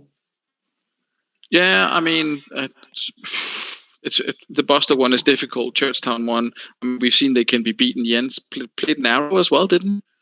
So he's already set up to beat Churchtown in that one, so he's still in with a shout. But I think that the run in for Laddersford is too difficult if they don't win this one.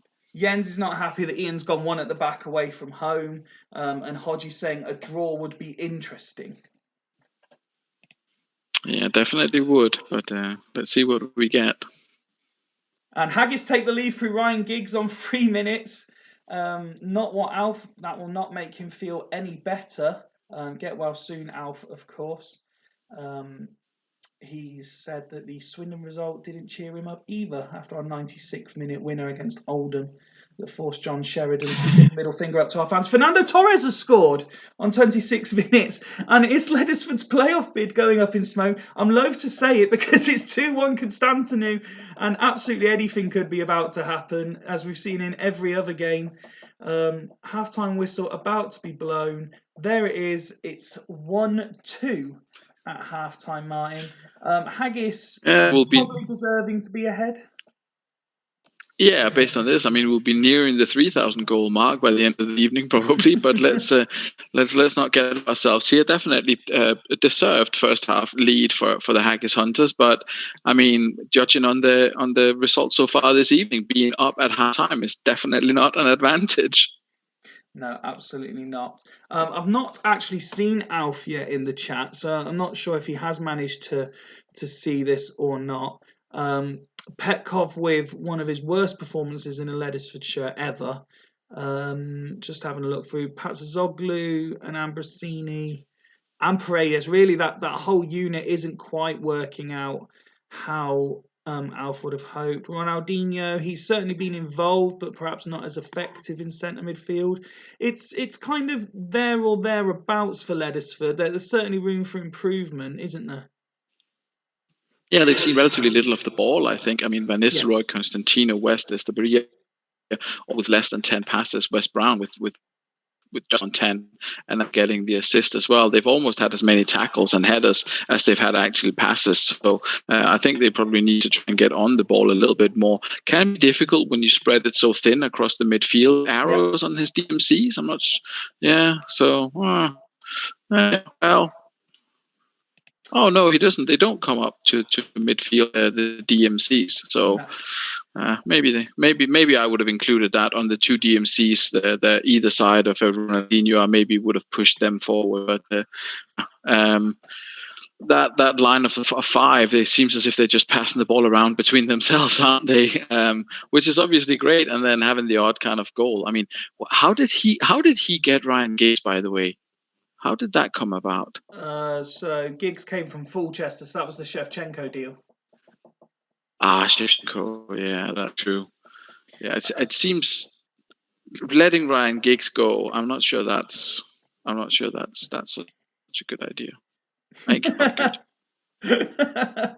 I mean, hindsight's always 20/20, as they say, but still, it's Ryan Giggs. Yeah, he's notoriously good on the game and has been very good in the Super League as well. Probably Dragon's best player for a while when he was there as well. And Shevchenko, not really a proven goal scorer to the extent of that you would have hoped for. But anyway, let's not dwell on the Giggs Shevchenko deal. Fernando Torres, I think, is the story of the night, coming up with that goal after, as you say, being out on the cold for God knows how long. Ian's saying it's been one of their best 45s of the season and he just wants to roll with it. And you can see why he would say that. Ratings-wise, it's been solid, which isn't a word usually associated with Haggis. Oh, no, it isn't. But as mentioned, being up at halftime has not been an advantage so far this evening. So let's see what the second one will bring. Well, we are now an hour in as Leadersford come forward. And now Haggis have their turn. Can they get a third? 70 minutes now on the clock. We'll slow it down as this one is in the balance at this point. I did notice Mendieta hadn't had too much involvement for Haggis, so Ian will be hoping that he gets a bit more involved during the second half. Lots of time ticking by with nothing happening. Mendieta, as I say, his name is on the ball there. Now Torres, Rosicky. It's going to be where they've got 5 minutes added on. Nothing has happened. Mendieta connects with a late run, but it goes horribly wide. Giggs and Torres, and Giggs again. West could be in trouble. Ian already saying you're welcome playoff contenders. This one isn't over yet, mate. Etzeberria, Ronaldinho, and Paredes, Ambrosini. Indirect free kick. Petkov lines it up. Patsazoglu, West, Van Nistelrooy. Mendieta gets in the way. And one last chance maybe to fully wrap it up. Takinardi, Duff, Mendieta. Still Mendieta. Fine save, Bruno. And that does wrap it up. And is that Leadersford out of the running? Full-time whistle goes. Leadersford 1, Haggis free. What more do you?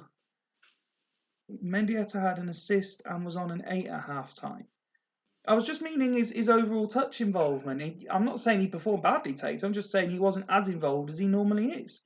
But anyway, congratulations to Haggis, who have won this game 3-1 and pretty much dominated it from start to finish. Yeah, very comprehensive performance from the Haggis hunters there and free served. Happy to see that Fernando Torres obviously got on the score sheet. Little bit surprised that Ledesford didn't put up more fight, but it's a very awkward formation to play against with those 5 DMs, and to play against them with not a single, let's say, AM in their ground position. I know they're moving forward, both the wide players and Ronaldinho were moving into that AM position, but that's a big wall to try to overcome with such a relatively defensive formation as Leicester went with.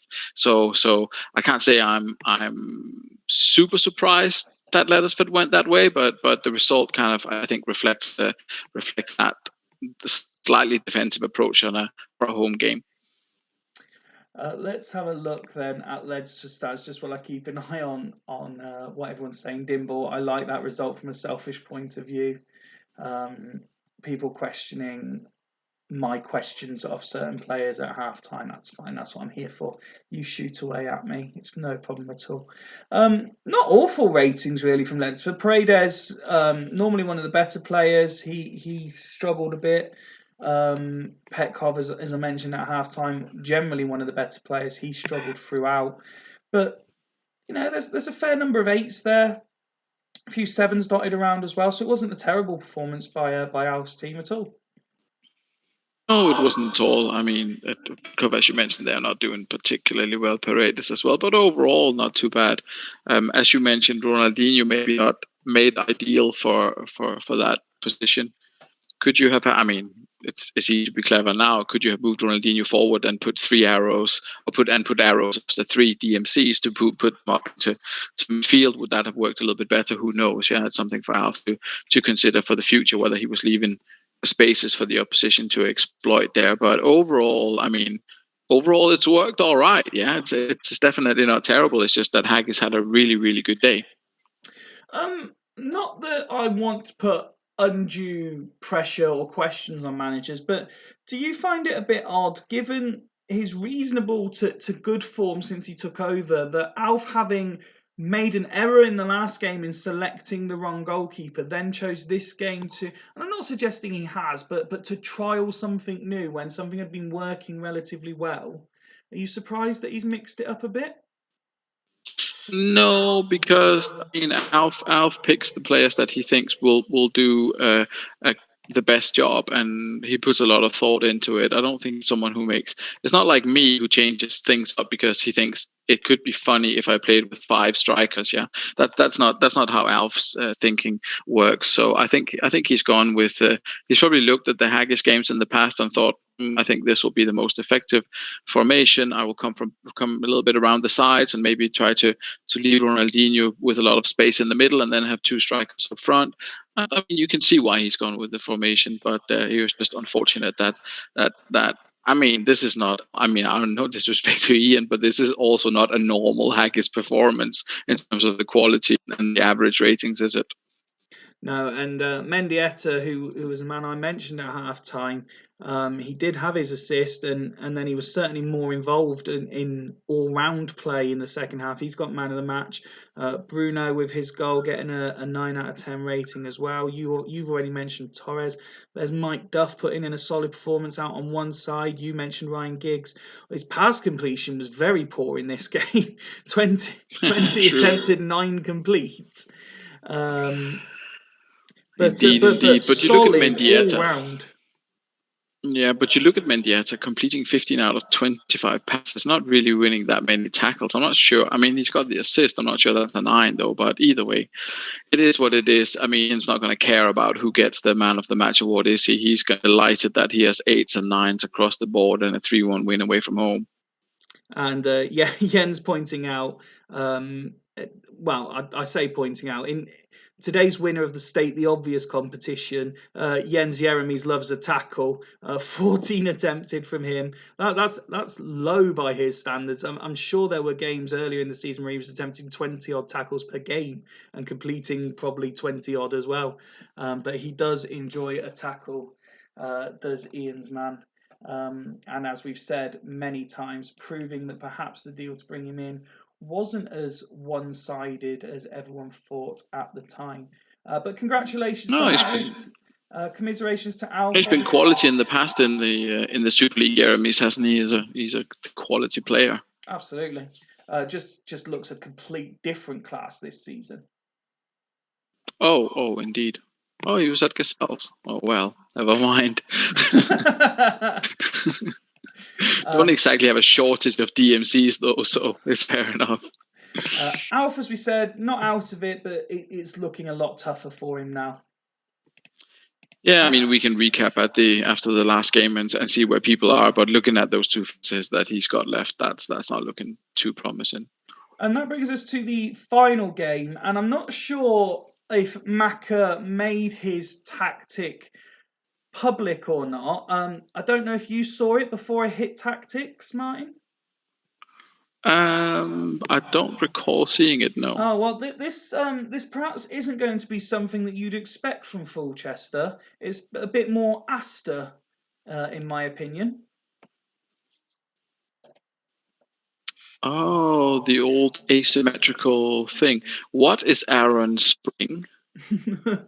What is Aaron Spring? Oh, of course, you weren't here. It's like a place in Australia. So he's actually Roy van der Laan. He was given. I can't remember why he was given the nickname. There was a whole thing about it. Ryan thought it was hilarious, and then the first time it came up, he said, "Does anyone actually get this joke?" I can't remember what it is now. Do you know what? It's probably really obvious as well. I do apologise if someone can tell Martin. Maka, why is Aaron Spring? There's many philosophical questions surrounding Aaron Spring in this.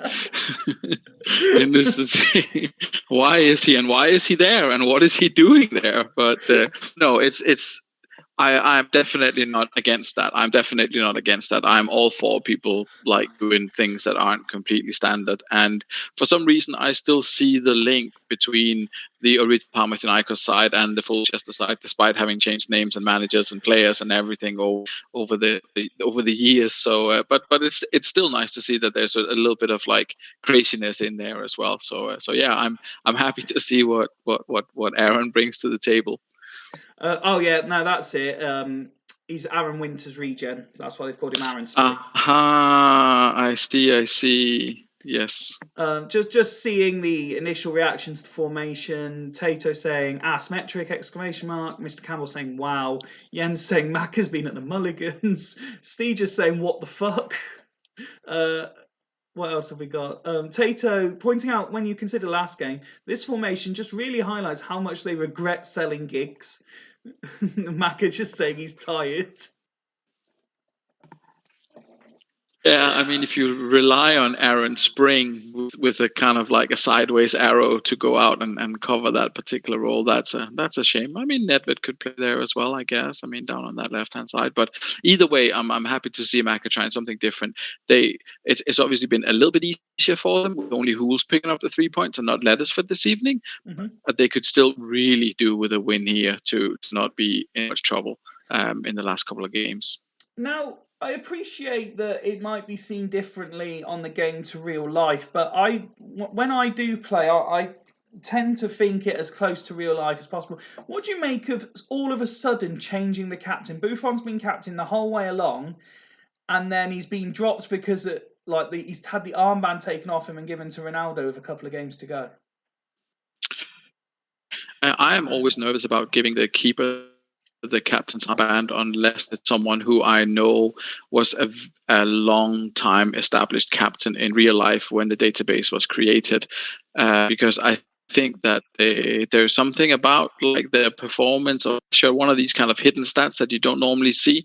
I think there's something in there that means that they get like a plus or a minus to their performance if they're set as captain or not. So I wouldn't perhaps have set Buffon as captain in the first place, although I'm sure he still was quite a dominant figure in his youth. So I don't mind setting someone else or changing captain or whatever from a say a realism perspective. You wouldn't necessarily want to throw the armband around just for fun, but I think considering the effect in the game itself is just a couple of points to a player's ability, depending on their performing under pressure stat or whatever, then I don't see a problem changing it. On the one hand, Fulchester haven't won this fixture in 9 games. On the other hand, they haven't lost in 4. The last 4 have all been draws. Neither manager likely to read too much into that, I imagine. No, it's going to come down to the form. If it's relatively, you could say something like, is it hot? Scott's never beaten Hodgie, is that right? I think that's what he was telling me the other day. Yeah. Yeah. So some of those things you could maybe really read something into, but it's been fairly even over the years. A bunch of draws in there as well. It could go either way. I don't think there's anything to worry about there for either manager. Despite losing last time out, Northern Burn go unchanged for this one.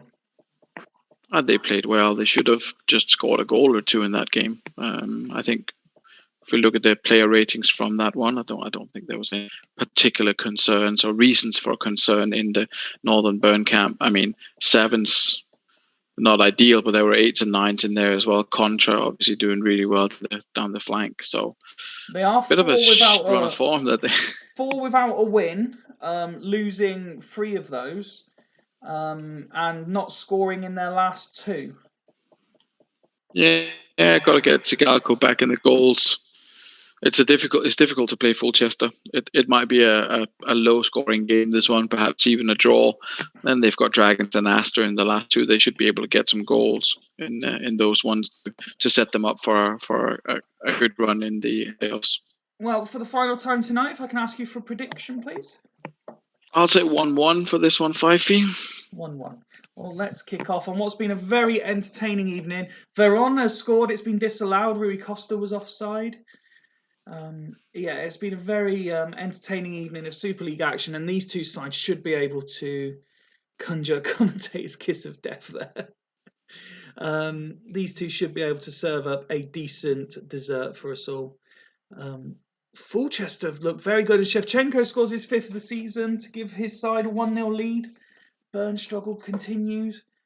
Can they get a second Fulchester and really crank up the pressure? It's half time. It's 1-0 to the home side. Manager threatening his twice weekly rage quit, but as it stands, they are winning. And all in all, when you consider the opposition, I think Mac will be quite happy with those stats. Yeah, I mean, as I was saying earlier, it's a very, very good idea to sell Ryan Giggs to bring in Shevchenko when you've got someone like Aaron Spring covering that left-hand position. I mean, it seems obvious now, doesn't it? Deserved. Full. This is like what we'd come to expect from seeing Fulchester. A very, very solid home performance, edging it out, a good result, even against the better sides, and good strong first half performance from them. Let's have a look at the individual player ratings, and is that Nicky Butt with his trademark 9 at half time, doing very well indeed. Mr. Spring, he's got a yellow card, but he's got an 8 rating at half time, doing very well on passes, putting in lots of tackles as well, working very hard.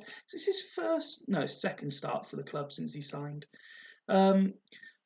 Not really a lot there that Mac could be too upset about. And perhaps he'd be looking for Rui Costa to be a bit more effective in centre midfield, but other than that...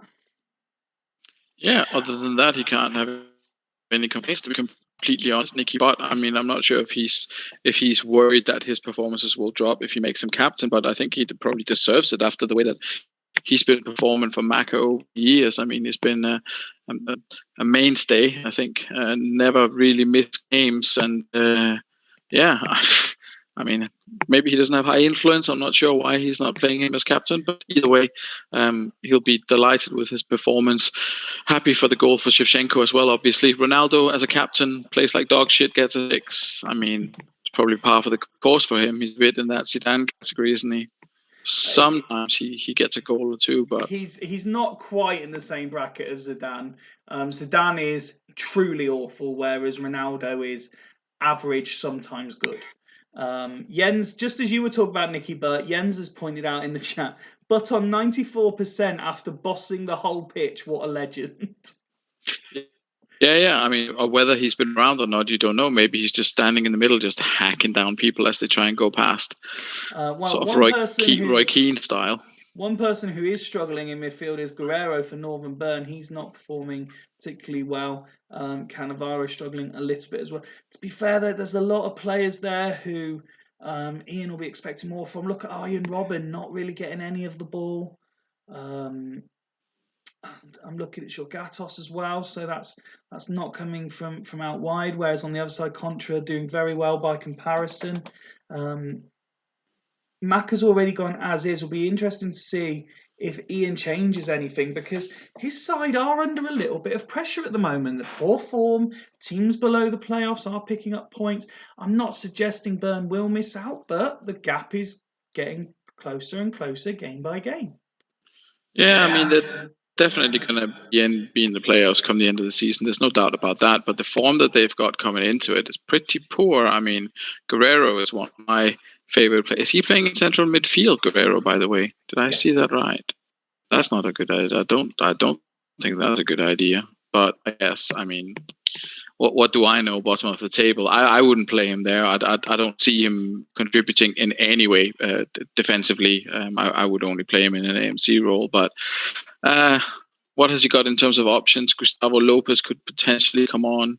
Lopez is coming on. So we've got Lopez on for Guerrero. He's swapped with Totti. So Totti's gone back in centre midfield, where he's partnering Roy Keane, who he has done for the most part of the season, because he's now swapped places with Vieira, who's gone back into holding midfield, where he's been for most of the season. So it's kind of back to Bern at their best now. Yeah, I mean, I'm not mad at that. I think that's a reasonable decision. Let's kick off the second half and see if it has the desired effect for the away side. The early indications would say no, because Shevchenko very involved as Fulchester go looking for a second. Let's not forget Sigalko is one behind Luca Toni in the Golden Boot race as well as we stand. Not scored for a couple of games now.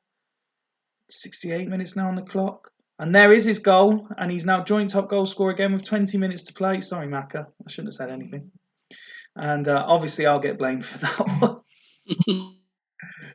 Here come Fulchester again.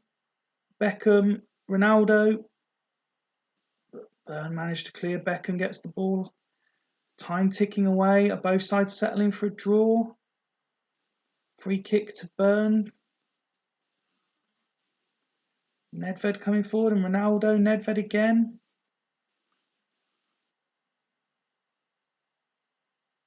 And there's the full-time whistle. And the two top 6 sides do share the spoils. The final game of the evening ends 1-1. And do you know what? That's certainly a better result for Bern than it is for Fulchester. And I think Mac will be slightly frustrated he hasn't won that. Yeah, I think so too. I think it's difficult when you're up against the top scorer in the league. You're up against the Bern side, who are like pretty decent. Let's be fair; they've not had a great run of results, but they're still a very, very strong side. You're looking at securing that win. Sigalko pops him out of nowhere. It almost feels like you can't really do anything to stop him. He's been fairly anonymous for the rest of the game, as is the rest of the Bern side. But they still come up and they pickpocket you, and then you leave your own stadium with 2 points less than you potentially could have had. And again, with Huls picking up the win, what is it? 4 points between. What are they on? 31, and they'll be on what?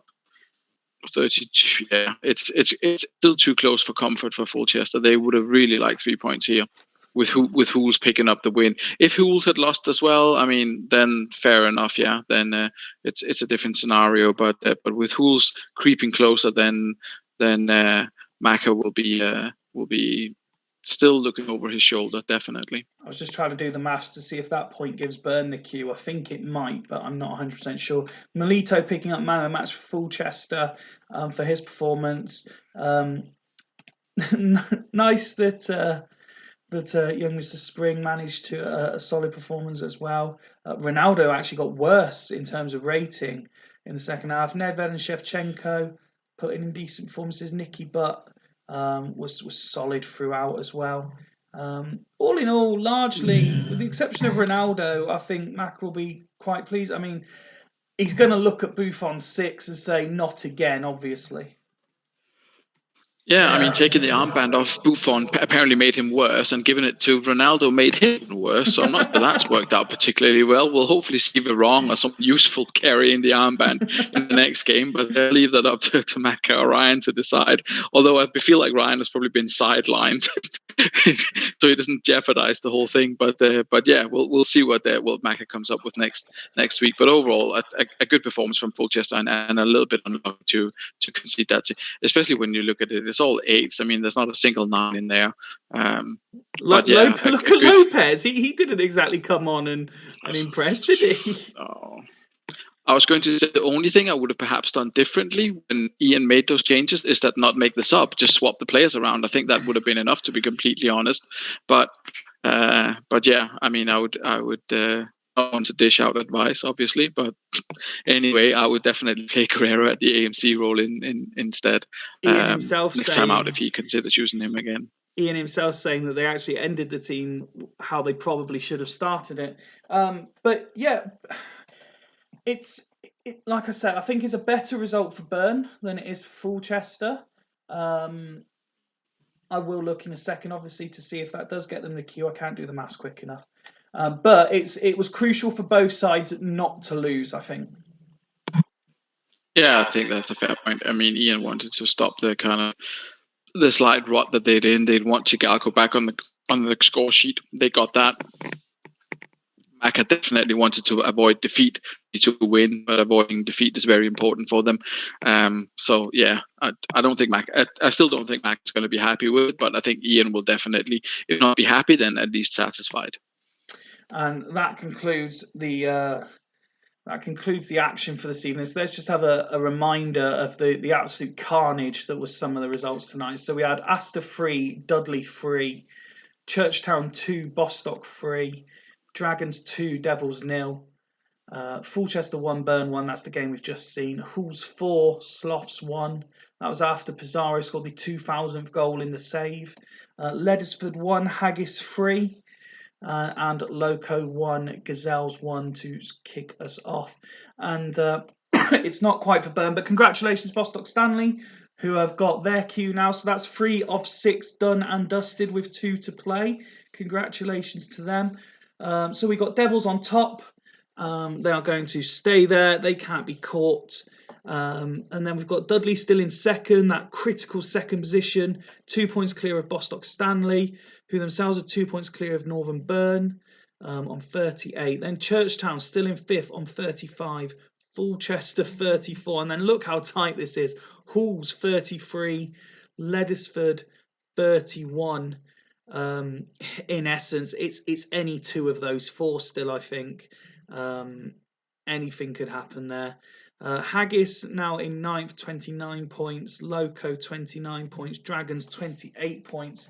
Astor up to in 12th on 27 points. I mean, they're all fighting out amongst themselves for respectable league positions anyway. You got 2 points there between 12th and 9th. Sloths 5 points behind on 22. And Martin, you're now just 3 points behind them on 19. I mean, if we get to the hopefully we were hoping to get 5 wins for the season.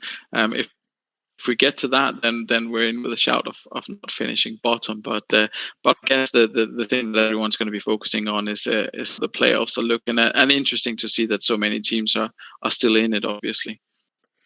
Nicky Butt top of the average ratings. We've got a 2-way split at the top for the Golden Boot, but this is going to go to the wire as well. You've got Sigalco and Tony both on 15, Montella 13, and Penza, who's now injured. We can't obviously disclose how long he's out for, but he did miss this game.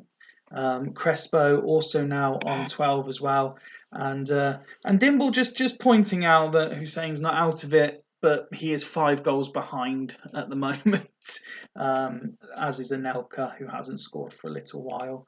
In terms of the assists, Petkov and Kandaya keeping on track with Zé Roberto. Zé Roberto picked up an injury tonight. Giggs on 6 as well for the campaign. Rayed up there on 5. Jens trying to say time to rest players, Scott. Let's have a look then at the remaining 2 fixtures and at the games that matter. So next up, Dudley Hill, who have got the queue, face Ledesford, who don't and are still in the mix. You yourself, mine, I'll ask you in a second your thoughts on hosting Churchtown and what that will mean. Where's the other one I'm looking for? Fulchester travel to Sloths. Well, absolutely anything can happen, but you'd expect Fulchester to win there. Oh, it's at the top there. Halls travel to Bostock Stanley. So some big games for those 4 teams that are still chasing the remaining spots. Yeah, I mean, crucial game for Hools there. As mentioned, I think Ledesford, especially with their goal difference, I mean, they're not. They play Dudley now, and then they play Devils in the last one. Yeah, I don't want to be too harsh on Alf, but they're out. Yeah, they're not going to make the playoffs. There's no way. The only team that I think have a chance of making the playoffs is Hools, and I do think they have a good chance of making the playoffs. Bostock did not play particularly well in the first half today, and they've got Zé Roberto out, presumably injured for a little while. And Hools showed that they can definitely score if Crespo is in form, if formation that they have is working for them. Then I think Hools are definitely in with a good shout. The only thing that kind of counts against them is that Churchtown and Fulchester don't exactly have the hardest games. I mean, I don't want to play down my own chances. We're obviously going for it and hoping that we can get a win here. But Churchtown will be looking at that, thinking we can probably pick up a point, if not 3 here. And Fulchester will definitely say the same, with Esteban being presumably the number 1 goalkeeper for Sloths, who are in shocking form at the moment. And Fulchester, as we just saw, they're picking up a win against Bern.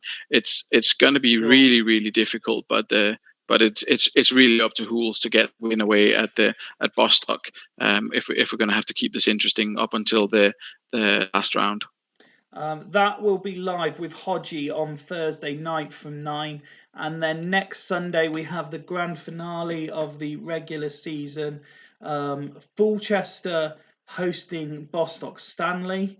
That is certainly an interesting game. But look at the 1-2 further down. Hools at home to Churchtown. They are the 2 standout fixtures, aren't they, on the final day of the season?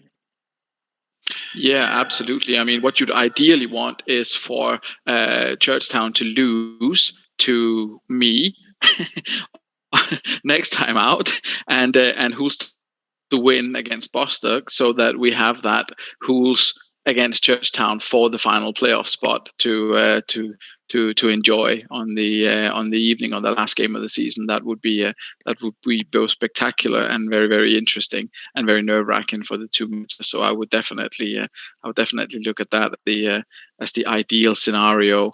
I can see that Sloths are away at Dragons, so if Churchtown, if Fulchester can beat them, I think Sloths are going to struggle to pick up any more points this season, and we could probably pick up, with our 2 home games, we could maybe pick up 6 points, or at least 3. That wouldn't be too bad. Okay. Well, I'm liking the confidence, Martin. If anyone would like to sign up to be co-commentator for the final day of the regular season, then please do. As I say, we've already got Hodgie lined up for Thursday. Other than that, Martin, as always, it's been a joy having you on. It's been a very entertaining evening. Thank you very much for your time. Always welcome, Fifi. Always a pleasure.